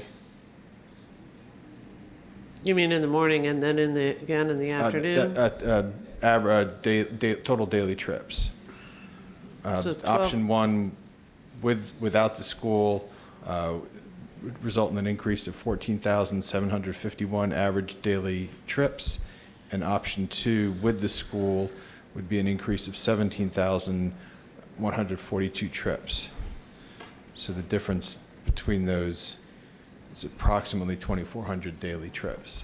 Is that assuming that the children that live in the neighborhood go to the school primarily? I don't believe that that would have accounted for internal capture. I think those are raw numbers. Do you have an answer to that question? Steve Hunter, Links and Associates. Actually, we did a worst-case analysis. We assumed no internal capture of the school kids. So from our analysis, we looked at all of them coming from exterior, which really isn't the case. Some of them will come from interior, but as a worst-case traffic analysis, we assumed no internal. Okay. All right. Thank you. Thank you. Commissioner Kemp, you recognized. Thank you. I won't be supporting the motion to remand. I will support the motion to deny, but for the record also, I'd just like to have on there that we don't have the capacity in the elementary and middle schools, as was talked about, the school placement. I'm not sure whether you were here or not, Commissioner Overman, when we had Mr. Harwell had talked about that. We don't have details about water and wastewater, which is what I brought up before. Because this is a planned village, the cost of infrastructure must be funded by the developer, not by Hillsborough County. But the record doesn't explain how this will happen. There's insufficient evidence for us to conclude that taxpayers won't be on the hook, which they will be, for the infrastructure to support this massive development. The development is premature. Timing is our decision to make. Everybody's already overwhelmed by what is out there and what has been approved. It's time to pay attention to the timing of growth and look at the prematurity of this. This is our charge. Commissioner Merman, you recognize. Thank you, Mr. Chair, and thank you, Commissioner Kemp, for bringing up that point, because, and this is probably another reason to remand it, is, we are bringing that water and wastewater whole policy back to decide what amounts we're going to charge and all that, to make the developers truly pay for, the development. So that's another reason to remand, actually. Thank you. Commissioner Smith, you recognize. Yes, I won't be supporting the remand because I just think there's too much that is too wrong with this to support it, and it just needs to be put out of its misery. But I would suggest that if you're going to, if you are going to remand, that it be an open-ended remand that would include, that would make all these points something that would be reviewed and reviewable, and that the citizens could speak to as it goes back through the process. Commissioner Kemp, you recognize. I'm sorry, there's one thing. If it were to be remanded, also, there needs to be a conservation easement over any of the open spaces also. But I agree with you, there's just too much wrong. Okay. We have a motion by a substitute motion by Commissioner Merman, second by Commissioner Hagan to remand. Seeing no further discussion, please record your vote.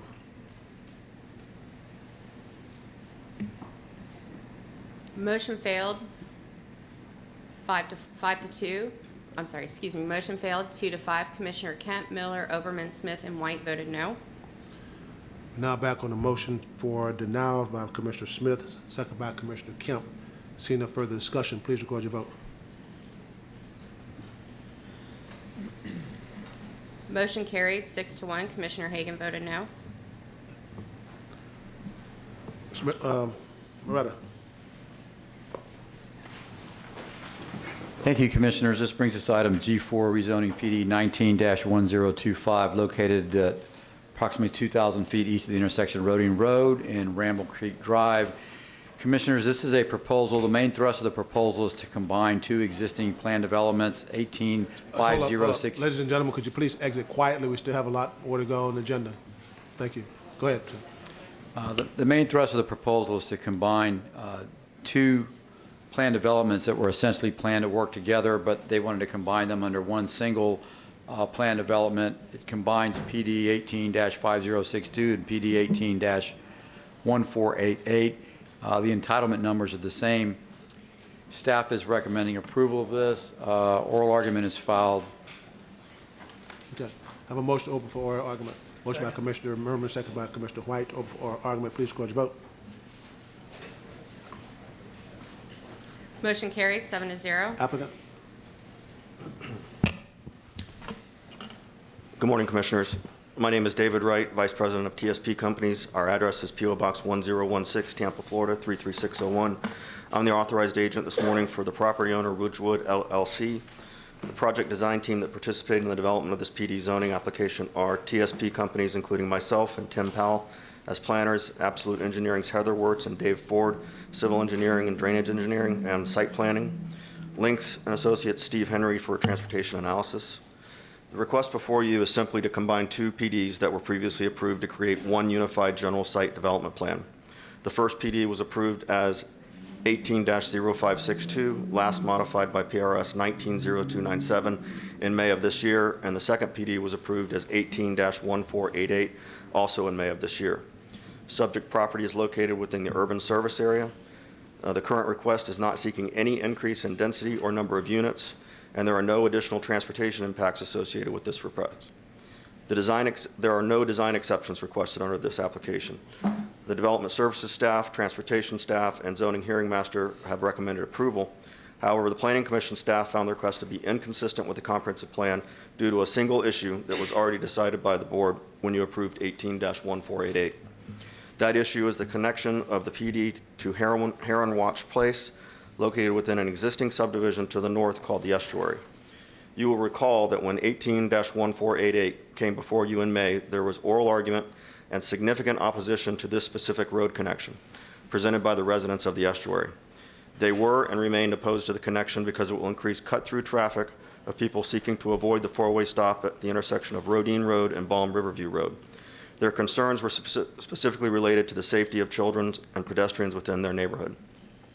The Commission was receptive to their opposition and voted to approve 18-1488 and to not require the PD to connect to Heron Watch Place. We met with County Transportation staff prior to filing this application and mutually agreed to abide by the board's decision under that application. Therefore, we are not proposing the connection in this application. All other aspects of the PD application have been found to be consistent with the comprehensive plan. The only reason the Planning Commission staff has found this request to be inconsistent with the comprehensive plan is their unwillingness to acknowledge the board's prior decision regarding this connection. I'm here to answer any questions and request your approval of this application. Thank you. Thank you, sir. Move now into oral argument. We have one person that's speaking in opposition, Karen McCoskey. I think she left. Karen McCoskey. I think she left. Okay.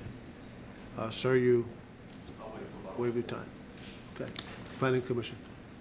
Thank you, Melissa Leinhardt, Planning Commission staff. The subject property is located within the residential 4 future land use category. It is also located in the urban service area and within the limits of the Riverview Community Plan and the South Shore Area-Wide Systems Plan.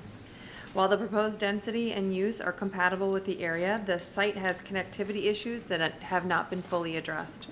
The application requests that a connection to the existing roadway, Heron Watch Place, in the subdivision to the north not be required, as the Hillsborough County Board of County Commissioners voted on the previous rezoning of 18-1488 to not require that connection. Planning Commission staff has reviewed the request, and Policy 16.7 of the Comprehensive Plan requires residential neighborhoods to include an efficient system of internal circulation and street stub-outs to connect adjacent neighborhoods together. At this time, a connection to the north to Heron Watch Place, a roadway that is maintained by Hillsborough County, is not being provided on the site plan, and staff is concerned this lack of connectivity is inconsistent with future land use policy 16.7. Overall, staff finds the request would provide residential development that would complement the surrounding character and promote housing diversity as encouraged by the Riverview Community Plan. However, a lack of connectivity undermines policies 1.4, 16.3, and 16.7 of the future land use element of the comprehensive plan. Infill development within appropriate locations in the urban service area cannot be successfully implemented without sufficient connectivity per policy direction. And based upon those considerations, Planning Commission staff finds the proposed plan development inconsistent with the future of Hillsborough Comprehensive Plan for unincorporated Hillsborough County. Thank you. Thank you. Zoning Hearing Master.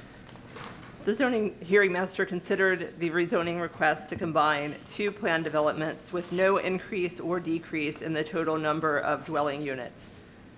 The proposed new plan development would combine the 407 units from PD 18-562 and the 70 units from PD 18-1488, allowing a new plan development with a total of 477 units. Overall, the proposed single-family detached residential would allow development comparable to and compatible with the suburban residential development pattern in the surrounding area, specifically the existing and approved single-family residential along Rodine Road and Balm Riverview Road to the east. The zoning hearing master stated that the proposed general site plan for the subject plan development does not indicate connectivity to the north to Heron Watch Place within the estuary development. There is an existing stub out from Heron Watch Place to the subject property that resulted from the estuary zoning and carried through to construction. Unfortunately, Heron Watch Place is a 50-foot local roadway. Considering the traffic along Balm Riverview Road and the existing four-way stop-controlled intersection of Balm Riverview Road and Rodine Road, cut-through traffic could be significant. And these concerns were expressed clearly by the residents of the estuary during the consideration of PD 18-1488. Ultimately, as you'll recall, the board did not require the connection for that rezoning. Prior to improvements to Balm Riverview Road, including the intersection of Balm Riverview Road and Rodine Road, as well as furthering connectivity through multiple routes in this suburbanizing area, the connection to Heron Watch Drive to the south is likely premature. The zoning hearing master recommended approval of the plan development rezoning and subject to the recommended conditions as prepared by the staff of the Development Services Department. Thank you. Commissioner Overman, you recognize.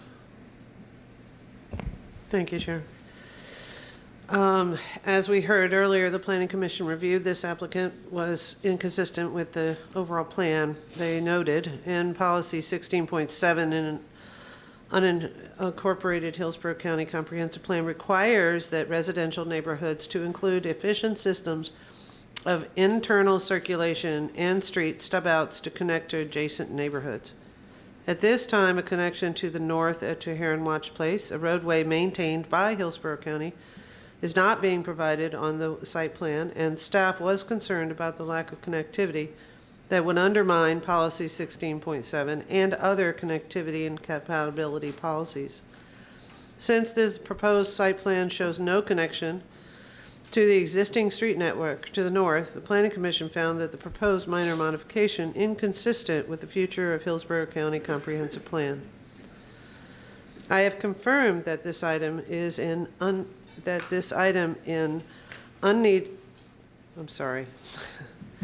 I have confirmed that this item is unneeded as the applicant is seeking to rezone two existing PD districts into one without changing the number of units already approved for the PD. Thus, a denial would not affect the applicant's ability to develop. However, like the Planning Commission, I continue to share the concerns regarding internal circulation. I voted no when this board previously approved the PD, which removed the connection to the north to Heron Watch Place, and I'll be voting no again as this PD does not have the connectivity required by policy 16.7 as noted by the Planning Commission. One giant change that is not highlighted greatly in the application, in addition to the stormwater pond, is where this connection could actually occur. This pond will all preclude this required connectivity.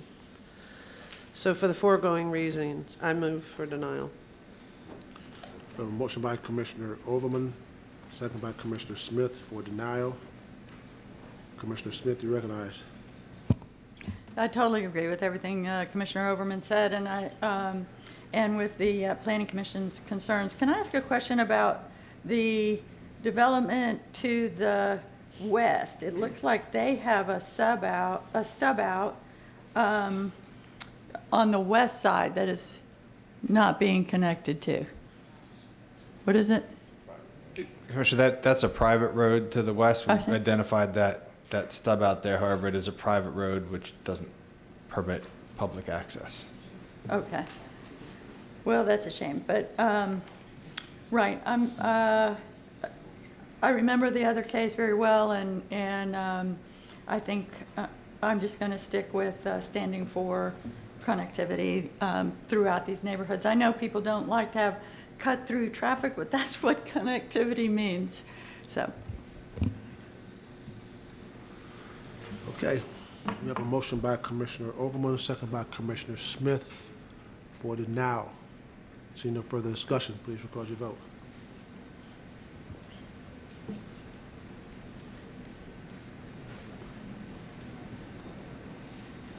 Commissioner Merman.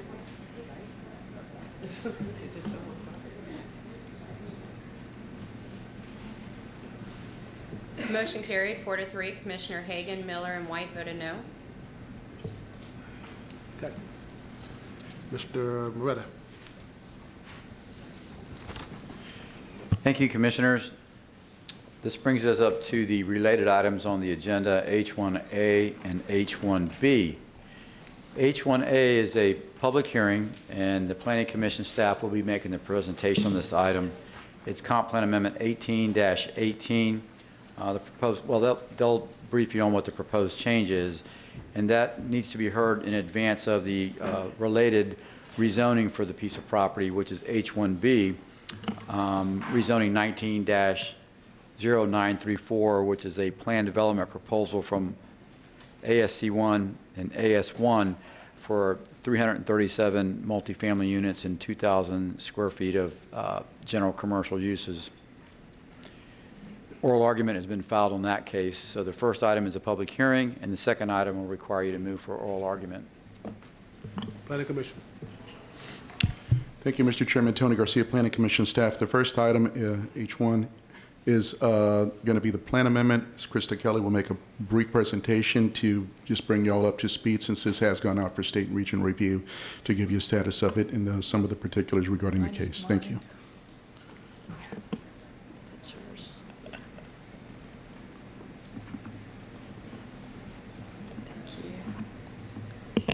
Thank you, Krista Kelly, Planning Commission staff. I'm presenting Comprehensive Plan Amendment 1818. This is an aerial of this site. This site is in the urban service area and in the Brandon Community Plan boundary within the Urban General District. It's on the north side of Bloomingdale, and it's just east of Lake Granto.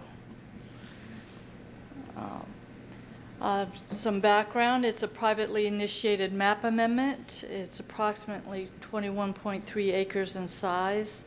And the applicant's requesting a change from suburban mixed use 6 to residential 16. This is the adopted future land use map currently showing the site designated suburban mixed use 6. As you can see, the surrounding area shares that designation. On the south side of Bloomingdale, you do see residential 16. With the proposed change, it identifies the site now as residential 16 in the brown color. You have all the information in terms of consistency and agency comments in your packet. The Planning Commission recommends that the proposed map amendment be found consistent with the goals, objectives, and policies of the comprehensive plan and forwards that to this board. Thank you. Thank you. Applicant, you have 3 minutes.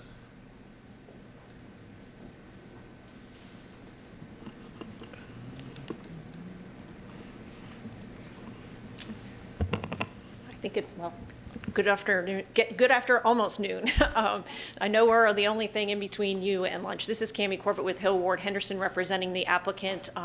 We do have 8 members of the applicant team here that we would like to aggregate the time for 4 speakers. We don't think that we'll need all of that time, but I'd like to go through the housekeeping measure of having those who are going to yield their time to the 4 speakers, if we could aggregate time. What do you want to do?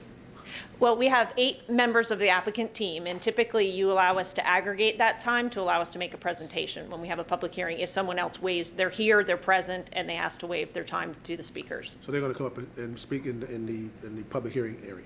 that what you want? We would normally have 8 different speakers speaking during the Okay. public hearing, but So rather you than wanna- doing. You want to have one person, Want to have 4 people, myself, Alexis Crespo, our case planner, Steve Henry, a transportation engineer, and Jane Caldera, a transportation engineer, provide you some information. We do have some updated information for you. This is the 3rd time it's been before you, so I know you're all familiar with it, but there is new information that we'd like to present. so each speaker will have 6 minutes. Is that what you're requesting? We would like to have a total of 24 minutes, and that if we don't need it, we don't need it.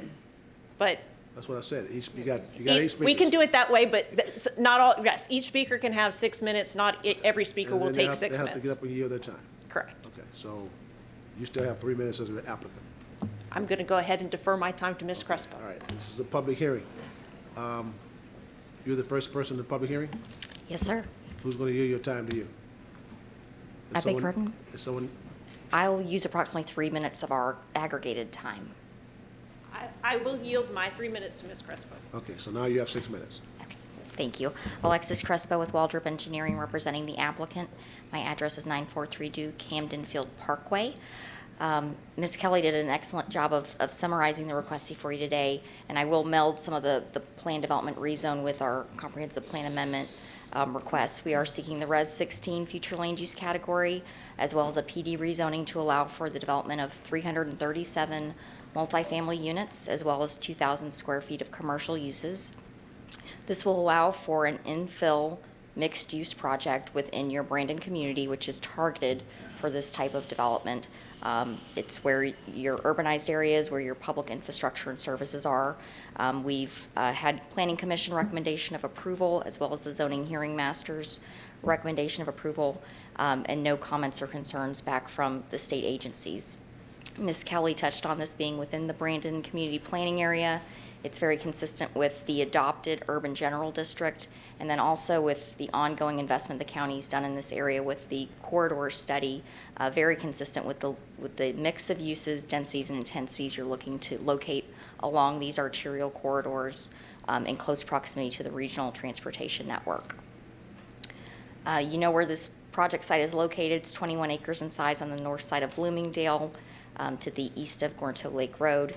As you can see from the aerial, this is well served by existing goods, services, shopping, surrounding residential communities. And then you can see I-75, 301, very proximate to those transportation corridors that gets folks quickly to downtown, other key employment nodes throughout the county. When doing any infill project, meeting and communicating with the neighbors is very important. We spent a lot of time not only with our neighbors to the west and south, but also Mariposa HOA to the north. We've made several concessions and proffered conditions through our PD rezone to ensure that while this is a more dense, intense community than what exists today, it's going to be compatible with the single family to the north. And so how we've achieved that is locating that mixed-use commercial component along Bloomingdale, stepping down the height of the buildings. Hopefully you noticed that in our PD where we have 250-foot setback from our tallest 4-story building to that northern property line, and also significant increases and enhancements to the buffers. With that, we have enjoyed property owner support from a number of the surrounding property owners as shown on the screen. Those green arrows depict the property owners in support of the project. We've demonstrated through the application that the public infrastructure services are available to provide for the proposed density and intensity. The one area of note was high school capacity, and of course school capacity is a big topic in the county, as we heard today already. The good news is there are funded improvements in this area for high school, including the Spoto High School addition, which is funded in the 5-year work plan, as well as a new high school opening up in the area that will provide capacity. And certainly as we move through the plat process, we will meet with all concurrency requirements for schools. And then before I turn it over to Steve Henry to talk more about traffic, a good transition to that is transit. And so a big part of what we've worked on through the transmittal hearing and towards today is working with your transit providers, understanding the routes in the area. And there's a great quote on this slide from Justin Willett's with heart, saying that this is the best, most well-served transit area in the county outside of that downtown core. This is where they want to locate ridership and get people onto that transit system, because you need density to fund a healthy and robust transit system. So in addition to just having the density along this corridor, which connects to Route 60, 31, and 8, we're also proffering a new transit shelter along Bloomingdale in front of the property to just further enhance access to transit for our future residents. And with that, I will turn it over to Steve. Thank you. Okay, you have 3 minutes. Someone yielding their time to you. I guess someone's going to wave there. Hello, I'm Clint Cuffle with WRA Civil Engineer, and I'll waive my time, Steve. Okay, you have 6 minutes.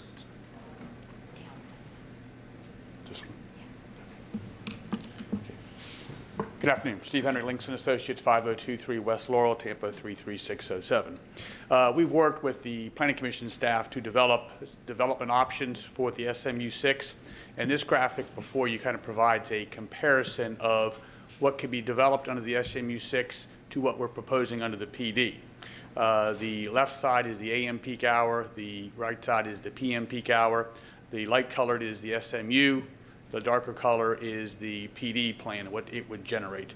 And as you can see from the green arrows, that almost all of them, the PD plan would generate less traffic, significant less traffic, up to 70% less traffic than what could be developed today under the SMU6 land use category. In addition to that, what we've done is we went out and did counts on Bloomingdale Avenue east of Gornto Lake Road. We did them for 3 days to evaluate the traffic out there. And this gives you an hourly breakdown of the traffic, both eastbound and westbound. And it's shown here that Bloomingdale Avenue in that area does operate acceptable level of service for every hour of the day. This graphic illustrates the level of service of the roadways based on the latest Hillsborough County level of service report. And as it shows that all the roadways in the area operate at an acceptable level of service based on that report. In addition to that, there are 3 major projects that are currently funded for construction in the area. The first is the widening of Progress Boulevard over the interstate from 2 lanes to 4. The second is adding an additional northbound on-ramp to the interstate from Bloomingdale, or from 301. And then the third is the intersection improvement at 301 in Bloomingdale. This is going to add an additional westbound lane. It's also going to convert the northbound right turn lane into a through right turn lane, all helping the capacity in the area. In addition, long term, there's about $240 million planned for other roadway improvements in the area. This development is proposing to construct Simpson Road from Bloomingdale Avenue to the northern boundary. This will be a public road along the western and southern boundary of the project. This will allow for interconnection and conductivity for those properties to the west and to the south of the property. In addition, we have shown, you can see that we've got Kingsview Lane. We've got an interconnection with Kingsview Lane that is on the south side, just to the west of the property, and Kingsview goes down to Bloomingdale. What we're proposing right now and working with staff is a sidewalk connection that would connect from Bloomingdale Avenue up to the site and connecting into Simpson Road. Developers are also willing to work with the county as far as if that's a vehicular connection based on right-of-way, making sure there's sufficient right-of-way to be able to accommodate the project and the extension of the road. And with that, I'm going to turn it over to Jane Caldera unless you've got any questions. Thank you. Okay, who's yielding their time to you? Roy Major, WRA Engineering. I yield my time to Jane Caldera. Okay, you have 6 minutes, ma'am. Thank you. For the record, my name is Jane Caldera. I'm a professional traffic engineer with Trucking Traffic. Address is 721 Gulf Boulevard, Indian Rocks Beach, Florida. The reason I'm speaking with you here today is because during the transmittal hearing on this application, there were some questions related to, raised by, I think, the commission related to the Vision Zero crash data and some information that was provided by the Hillsborough County Sheriff's Office. So what I wanted to briefly talk to you about today is explain that a little bit better, and I dug down a little bit more to provide you a little bit more detail on the area of our project. Your Vision Zero priorities are based on the Hillsborough County Crash Data Management System. And they set their priorities based on roadways with severe crashes. And a severe crash is a crash considered involving a fatality or a serious injury, like a life-threatening injury. Now, I think, as you know, the results of the Vision Zero top 20 crashes, Bloomingdale is not listed. It was not listed as one of the top 20 severe dangerous roadway segments. To explain the difference in when Hillsborough County Sheriff's Office would report things like the top 10 worst intersections in the county and different data, Hillsborough County Sheriff's Office only looks at data reported by their sheriffs, which you can see on this exhibit represents only about a third, 35% of your total countywide crashes. The Hillsborough County Crash Data Management System, which your Vision Zero plan relies on, so does your county staff, reflects all crashes countywide, so that includes City of Tampa, Plant City, Temple Terrace, and crashes reported by the Florida Highway Patrol. It was concluded by FDOT and Hillsborough County that the most accurate crash data system to look at accidents would be the county crash data management system. So I dug more into the two nearest traffic signals of Gornto Lake Road at Bloomingdale and Providence Road at Bloomingdale. In the last 3 years, these intersections ranked as low as 32 and as high as 78 in the top 100 intersections. So they aren't anywhere near the top 10 as reported specifically by the Sheriff's Office at some point in time. I further looked at the closest intersection, which is Gornto Lake Road, and drilled down on all the accidents that have occurred from property damage only to fatalities in the last 3 years. And we found that 96% of the accidents at this specific intersection were not severe. There were 0 fatalities or 0 life-threatening injury type accidents.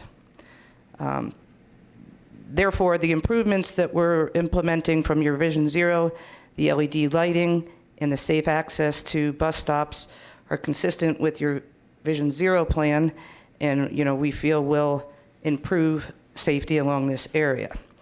The last exhibit just depicts graphically where the LED lighting is proposed.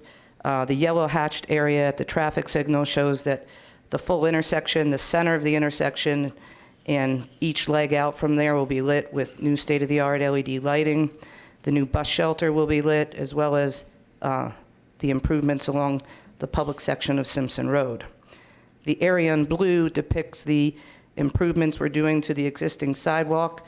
We're widening that to beyond the minimum that has been previously required, out to 8 feet from our eastern property boundary all the way to the signalized intersection to provide better access to the existing bus shelters. And thank you for your time. Thank you. Is anyone else?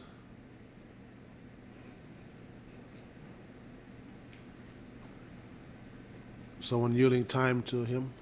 Yes, Robert McDaniel with Integra Land Company. I'm yielding my time. Okay. And I'd like to reserve that time to the conclusion of the public hearing for any rebuttal for issues that might be raised by members of the public. You have 3 minutes for rebuttal time, ma'am. This is public comment. So you're going to use your public comment time now? No, I'm going to do my public comment time later. So you will have, no. Don't work that way. Okay. Doesn't work that way. So is there anyone else? Okay, now you have 3 minutes for rebuttal.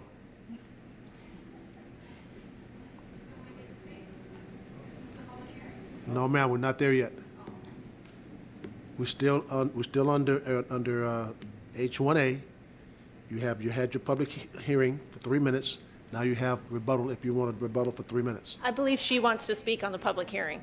Oh, you want to speak on public hearing? Yeah, and I think Okay. there are others behind me that also want to speak on the come public on. hearing. You have 3 minutes. Unless someone wants to yield time to you. Karen Mahalski, 7903 West Whitewater Court. I'm an activist to stop urban sprawl, and what is this? This is infill. This is what we need. This is exactly taking advantage of it. The heart, if you don't mind, can I click that heart screen that you have up here? I think it's this last one. No, I'm sorry. I thought that it was on the Heart. So the Heart, this is a community which is right across from the a bus stop, which is the 8. The 8 is great. Why? You can go to Ybor and you can have some drinks and entertainment and you're safe. You also can have a job there. You can go to downtown Tampa and you can work for the county center and work for you. And if you guys initiate a bus pass, guess what? You get to use transit and not sit in congestion. This is the definition of what we should be doing. This developer and this applicant has done great work trying to help. This is near all the congestion. Yes, there is congestion with 301, but guess what? If you have transit options, then congestion will be reduced. If you incentivize communities and people to have apartments for close, they just have to walk across the street. And if we make it safe, you can go to Target, you can go to Home Depot, you can, if we get a bus on Falkenberg, you can go to Publix. These are great options that we should be doing as a county. I think this is what we need to do is getting high in density. The Urban Land Institute provided great presentations for doing this along our transportation corridors, and I support this. Thank you. I'm a member of Sierra Club. Thank you. Okay, it's a public hearing. Anyone else wishing to speak? You have 3 minutes, sir. State your name. I'm C. Tommen Thomas.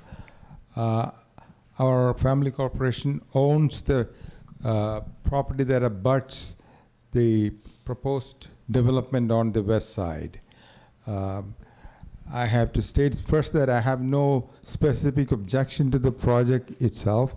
My concern, as I had stated in previous meeting, is that if there is any proposal for connection between Gonto Lake Road on the west side to the Simpson Road, then that road connection will go through the northern part of my property, and it will cut that property.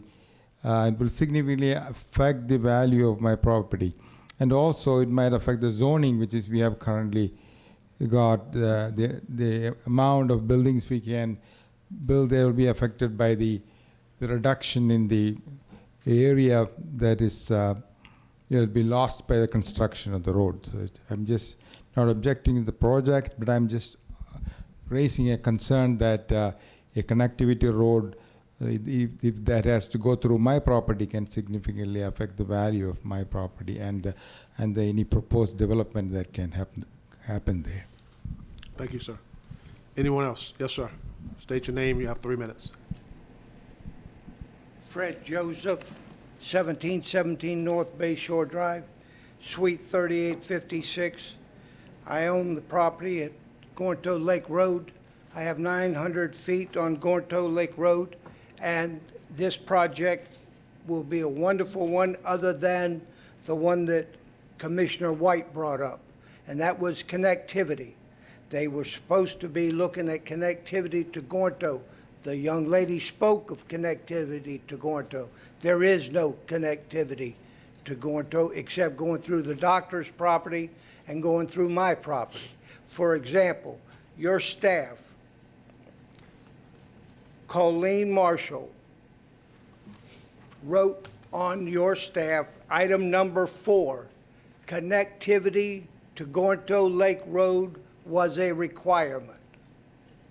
That is not being filled except on the back of the doctor and myself, because your staff, after many contractors have gone to under contract with me, and the staff has said, I would have to build his road. And if I was to build that road tomorrow, it dead ends to the doctor's property, and it still doesn't connect. All you're requiring him to do is put stub-ups. And then in the opposite direction, you're asking him to put a stub-up to Providence. You got 7 more property owners to go through. This is not a roadway providing that Commissioner White recommended.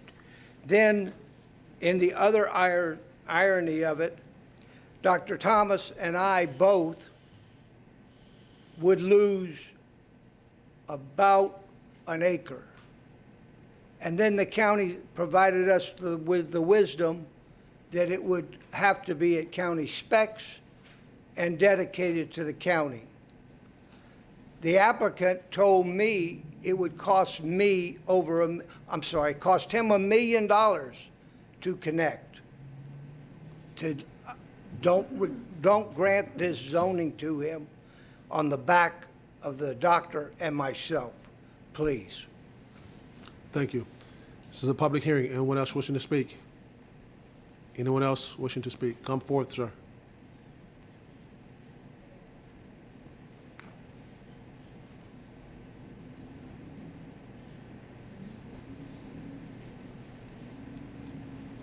Have you been sworn in? Yes, Commissioner, I've been sworn in. have My 3 name is minutes. Matt Newton. I'm with the law firm of Shoemaker, Lupin, Kendrick. David Singer spoke on this at the transmittal hearing in August. He's regrettably not able to make it today. We represent a group of homeowners that live within the boundaries of this. And what they've expressed before is that this rural land in this area of the county just doesn't make sense anymore. It's been a lot of change. They'd like to move on. They'd like to be a part of this project. And I'd like to echo what the activists in the crowd said, which is this is exactly what we want with multifamily housing in the county. Infill in proximity to important transit corridors. It promotes the growing trend of young professionals taking advantage of our public transit system. This is exactly what we need. This is what we're excited to see, and we request your support and approval. Thank you. This is a public hearing. Anyone else wishing to speak? Anyone else? Yes, ma'am. Just take your time. I know how you feel. Oh, I feel fine. Okay. You have 3 minutes, ma'am. Okay. Please, ma'am, have you been sworn in? No, not that I know of. Okay. I'll raise my right hand. Do you swear or affirm that the testimony you're about to give will be the truth, the whole truth, and nothing but the truth? I do. You state your name. You don't have to give your address. You have 3 minutes. Elaine Bryant. And I live at 5922 Simpson Road. And when I was here before, I spoke, and at that time, after that time, my sister-in-law that lives on the same property I do passed away. So she's not going to enjoy the retirement. But I am the owner of a single-family home on 2.32 acres located at 5922 Simpson Road, and I have lived on Bloomingdale Road ever since 1946. My late husband, William Bryant, and I have been citizens of Riverview since 1949. During that time, I have seen Riverview go through many good changes and progress. Most recently, the area on Bloomingdale Road around my property. However, the increase in commercial activity in the surrounding area makes the property undesirable for compute using a single-family home. Most recently, the property directly to the east of mine, located at 10670 Bloomingdale Avenue, was rezoned and developed at a large extra space storage facility. I, along with my sister-in-law, Kathy Wiggins, who's passed away, have been trying to sell our homes as a single parcel since 2007. We have been able to do so. We have not been able to do so because the zoning board is still agriculture, although there has been some developer invested interest, but no one has been willing to take the risk of the rezoning property. Our properties used to abut beautiful wetlands and pasture to the north, but to our disappointment, that vacant land was sold, cleared, leveled, and developed into a subdivision directly behind our properties. However, we were encouraged by the fact that the development of that property might increase the possibility that someone else might be willing to rezone our property and we would finally be able to sell our land. Ironically, it is now those residents in that subdivision who are opposing the rezoning of my property. I am respectfully asking the commissioners to review and approve the rezoning of my property to make it compatible with the county's future growth plan along Bloomingdale Avenue, and considered the continued hardship it would cause if this was denied. As a taxpayer member of this community for over 70 years, I would ask that you treat my family and I fairly in this matter, so I may live out my golden years comfortably. Thank you, ma'am. Did very good. Thank you. I have 1 minute left. What did she say? I have She has a minute left, but she's leaving it. There's 1 second left. She's waving it. Okay, is there anyone else wishing to speak? Anyone else? Rebuttal? You have 3 minutes. Thank you. I just wanted to clarify for the record that this is the plan amendment item, and so the plan amendment itself requires no interconnectivity. It doesn't impact their properties at all. The companion rezoning does address connectivity, and we are only providing an opportunity for connection. We're not requiring a road to be built through their property. That's not before you this morning. So with that, we respectfully request your approval. Okay. We're now moving to H1B. I have a motion to open for oral argument. Motion by Commissioner Merman, second by Commissioner Kemp. Seeing no further discussion, please record your vote. Motion carried, 6-0. Development Services, you have anything to open up on this? In general, this is a plan development proposing 337 multifamily units, 2,000 square feet of general commercial uses. It's rezoning from AS C1 and AS1 to plan development, has all approvals. Okay. Applicant, you have 10 minutes. We combined all of the information on both items into our PowerPoint presentation, so we're here, we filed for oral argument in case there were any questions or we needed to address any issues, but I don't think we need a need for a separate presentation unless you'd like one. No, we don't want anything. Okay, we have 3 people that have signed up for oral arguments that are part of record. Elaine Bryant, would you like to speak again? No? Okay. Mutaba Eskahani? Did I pronounce that right? No? Okay. Paul Savick? Paul Savick? No? Okay. You want to waive your time in rebuttal? Okay. Yes? We'd only like to reserve it if there's something new that's brought up in the dais that hasn't been addressed or wasn't addressed in the record. Okay, all right. What 2 more? Oh, yeah, there's 2 more on the second page, I'm sorry. Hassan Chalet?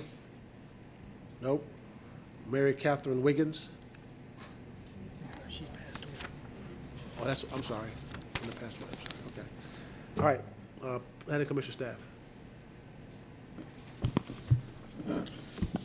The applicant is requesting a rezoning on the subject property from agricultural single-family conventional and agricultural single-family to planned development, allowing for 337 multifamily units with 2,000 square feet of vertically integrated commercial uses. Generally, the site is located northeast of the Gornto Lake Road and Bloomingdale Avenue intersection. Currently, the site is characterized by homes on large lots typically associated with a rural neighborhood.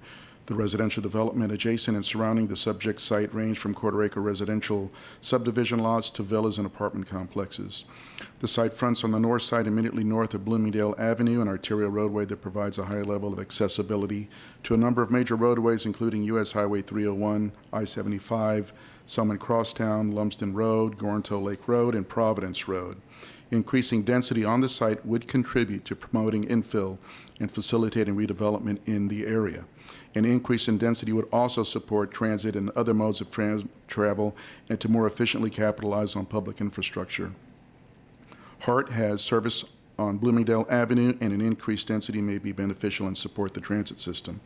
A locational criteria waiver was submitted for the proposed 2,000 square foot of vertically integrated commercial uses. The waiver asserts there are several unique circumstances associated with this development which support the criteria being waived. The applicant proposes to dedicate right-of-way and construct Simpson Road to county standards to allow for future connection between Bloomingdale Avenue and Gornto Lake Road. Simpson Road intersects with Bloomingdale Avenue, a 4-lane roadway that turns into 6 lanes. The proposed commercial use will be vertically integrated within one of the multifamily residential buildings and located within a mixed-use community with vehicular and pedestrian connectivity. The 2017 Brandon Corridors and Mixed-Use Pilot Project Study identified this area of the county as appropriate for mixed-use development. The Brandon Corridor and Mixed-Use Pilot Project Study includes a preliminary vision map that was created to illustrate the preferred pattern of development for Greater Brandon's commercial districts and corridors. The preliminary vision map defines 10 areas within the greatest potential to develop or redevelop as mixed-use activity centers. The subject site is located within the Bloomingdale Avenue West End area. The site is also located within a connected suburban center, which is identified as having potential for walkable, friendly mixed-use development. Development Services has issued conditions of approval requiring the developer to improve Simpson Road to county standards and construct a cross-access stub-out along the western boundary for potential future connection from the subject site to Gornto Lake Road. Upgrading Simpson Road and providing a future cross-access stub-out on the western boundary of the property will help to facilitate mixed-use development by improving connectivity between Bloomingdale Avenue and Gornto Lake Road. The site plan depicts a connection to Kingsview Lane, which helps to improve connectivity. Further, the Brandon Community Plan distinguishes districts focused on buffering, transitioning the scale and types of development. The proposed rezoning is within Brandon's urban general district, which envisions development designed to accommodate retail, offices, and a variety of multifamily housing types. Overall, staff finds that an increase in density on this parcel facilitated by this rezoning would promote responsible growth, as the parcel fronts on an arterial roadway in the urban service area with available public utilities.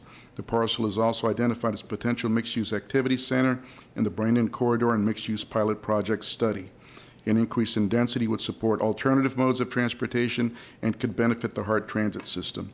The rezoning will facilitate infill development in the Brandon Community Plan's area's urban general district by encouraging mixed-use building types to accommodate retail, offices, and dwellings, including row houses, townhouses, and multifamily housing.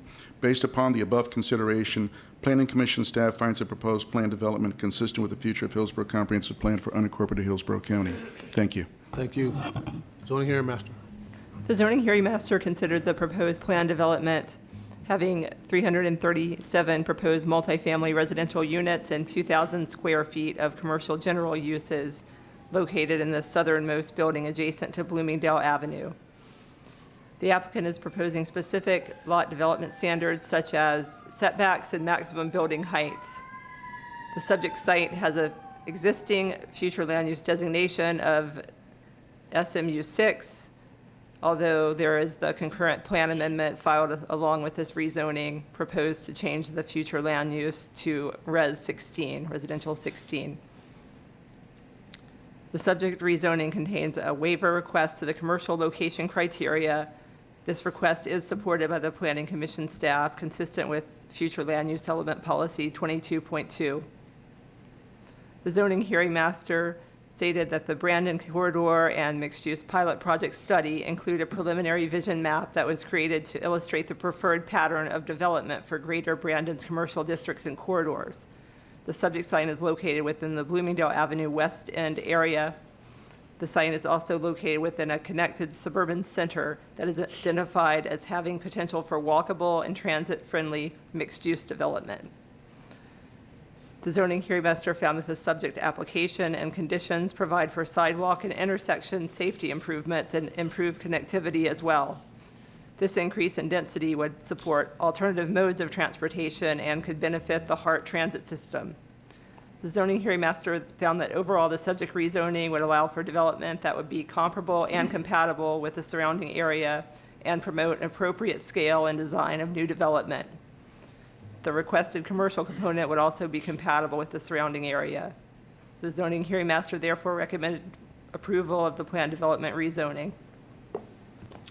Okay, moving to board discussion. Commissioner White, you recognize? Thank you. And Ms. Corbett did a good job of touching on this, but I just want to get this on the record from staff. For these neighboring property owners, they would not in any way, shape, or form be required to provide for this cross access. Is that right? That's correct. Nothing in this zoning would change the current status of those properties. The application that's before you today is making a provision on this site to provide for that future cross-access potential, but no, it will not put any obligation on those sites that do not exist today.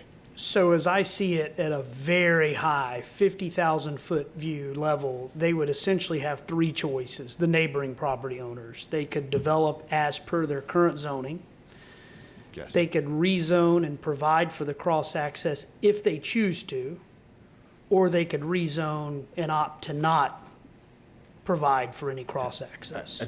Commissioners, if they were to rezone, we would be looking at the potential for access across those sites consistent with the stub out. So that would be something that we would look at in the event that the properties chose to rezone and the design of those sites. Under their existing zoning, it does not put any obligation or change anything that they have entitled on the property today. Could they get a rezoning without providing for the cross-access?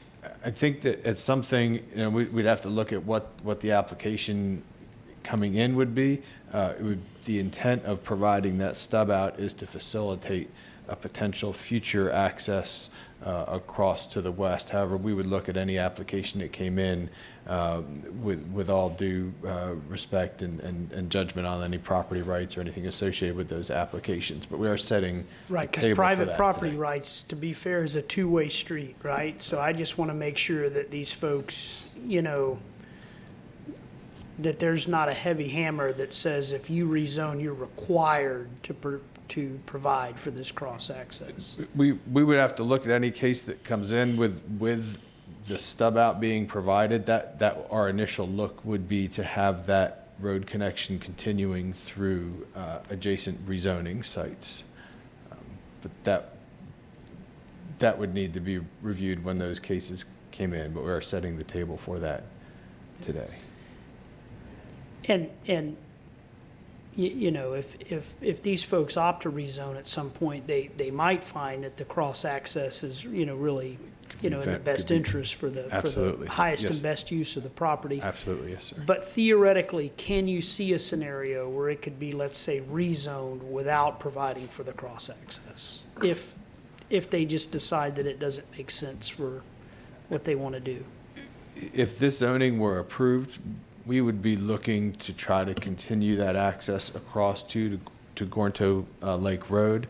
We've done some preliminary looks on the area and believe that there's a feasible path, but we certainly wouldn't, if there is some actual impediment that we couldn't overcome in providing that, or if the board had a different perspective on it at that time, those would all be things that we'd take into consideration. Our expectation would be that stub out would continue across adjacent properties in the event they chose to rezone. And to your point, I believe that there is certainly potential, and that's why we need to see the cases that come in, that would provide some significant benefit and exposure and open up those properties in a way that they aren't opened up now, being their long and linear parcels. Mm-hmm. Let me ask the question a different way. This board in a rezoning process would certainly have the authority to determine whether or not we would approve of a cross-access as a rezoning condition offered up by staff. That's correct, yes, sir. Okay, all right. Well, with that being the case, I'll move approval of both H1A and H1B. Okay, we have a motion by Commissioner White, second by Commissioner Kemp for approval. We have to do them separately. No, we don't. No. No, we do not. No, we don't have to do them separately. Okay. Commissioner Kemp, you recognize. Thank you. I appreciate your questions, Commissioner White, but I would just like to say that I think the applicant here has gone to incredibly extraordinary efforts to really, I think it was a strong project from the start. I have to say, I've been on the board for 3 years, and it's one of the best projects I've seen brought forward, quite honestly. I know there's been a bit of a bumpy road on this, but I do think that while it was strong at first, it's even gotten stronger, and I really want to appreciate, I think, what the developer applicant has done in this case to make it the best project it could be there on Bloomingdale Avenue, and I think this is as Ms. Michalski said, from the Sierra Club, the kinds of development I think that many of the board members have been looking for, rather than some of the ones we saw this morning.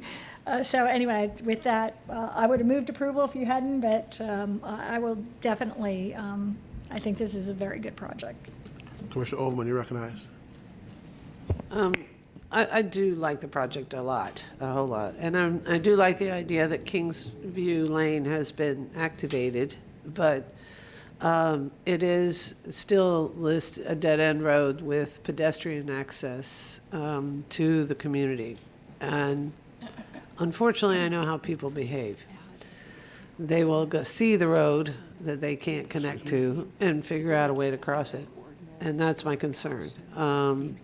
Apparently, there's some challenge with right-of-way, and that puts all the pressure on Simpson for being able to come in and out of the community. While I'll support the project, I'd like to ask the parties to consider possibly opening up Kingsway as a, maybe an undivided road with a sidewalk along the side, because that, unfortunately, with one way in, one way out until Cummings Lake Road opens up or Gornto Road opens up, we still have the potential for backup on Bloomingdale to pull into the community. And traffic there on Bloomingdale is already challenging. So I appreciate the work that's been done here. It's a pretty awesome project. I'm glad to see what is coming, and you're right, it meets the need. But given where the bus stops are located, having a way that you don't back up right at the bus stop to try and get into Simpson, if I'm looking at it correctly, is going to be a challenge long-term for pedestrians. So just, not that I would suggest, but if there's ways to continue exploring how to develop Kingsview Lane in a way that helps both relieve some of the vehicular traffic as well as support the pedestrian traffic or bike traffic, any way that you can. I recognize 30 feet is just not a lot. But exploring that would take some pressure off of Simpson and help people get to the bus stops that we want them to use. So thank you very much for your work. I appreciate it. Okay, we have a motion by Commissioner White, second by Commissioner Kemp to approve item H1A and H1B. Seeing no further discussion, please record your vote.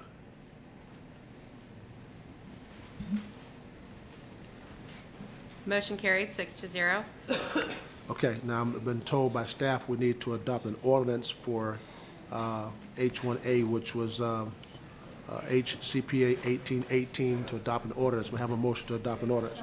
Motion by Commissioner Kemp, second by Commissioner Merman to adopt an ordinance. Seeing no further discussion, please record your vote.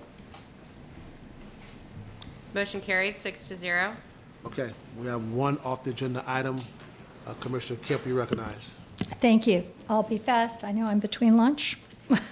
I just would like you all to know, because I'm extraordinarily concerned about what we keep approving and how growth is not paying its own way in any way, not even comparable to the surrounding counties, not to the city of Tampa, not to the entire state of Florida. And this is just specifically with water and waste. Excuse me, ladies and gentlemen. Ladies and gentlemen, could you carry a conversation outside, please? Thank you. Okay. Thank you. This is specifically with water and wastewater. I have calculated what the AGRF would be. That is the accrued guaranteed reserve fund fees simply for item G1, which we approved this morning. And, I just think we should know, because what we're doing, this isn't gratuitous. What the status quo is that the residents of this county, the ratepayers, are paying for the wastewater system there. This is the only place in the state of Florida that this happens. So the fees that were in place before were $1,945 per unit. If you look at the units that were approved this morning in Waimama, that would equal, just for that one fee, that's not the wastewater impact fees, but for that one fee, it's $2,053,000, $920 that they would have had to pay. The developers would have had to pay, but now they don't have to. We're forcing the ratepayers to pay this. This is not gratuitous. This is not whether the market value of the houses or whatever. This is real costs that our ratepayers are paying this moment and will continue to pay. And if I added up the whole agenda, it would be so much more dollars. If we had approved G3, that would have put another $3 million on our ratepayers to pay. As I brought up the other day, $70 million over 5 years. That was an estimate from our wastewater department. I think that was incredibly low because today's agenda would probably come up to something like $6 million or so if we approved everything on just this one agenda. And again, these are real costs. They go to ratepayers in this county, to taxpayers. These two developments alone would have been $5 million in funding. We didn't approve one of them for reservation of capacity in our water and wastewater utility. And because we have zeroed out the accrued guaranteed revenue fund in 2014, this funding is not available. This is one of the many, many ways that we're not forcing growth to pay for this infrastructure. The public, as I said, will be required to take up the costs. And how do we know this? It's because we were told in the consultant's report, but which staff didn't bring forward, that this consultant said we needed to put this fee back in place. That was promised to us by staff at the June 27th meeting, but then was not brought forward in the recommendations. All that was brought forward is to throw this cost on the ratepayers and the residents already here. So again, I'm just going to bring that out. And also, all of this violates our comprehensive plan, which specifically requires the developer and not the county to fund infrastructure needed to support these large developments in the Waimama Village and RP2 categories. That's what our comprehensive plan says. I've had it said to me so many times right from there and in the back offices, oh, we're paying all the wastewater.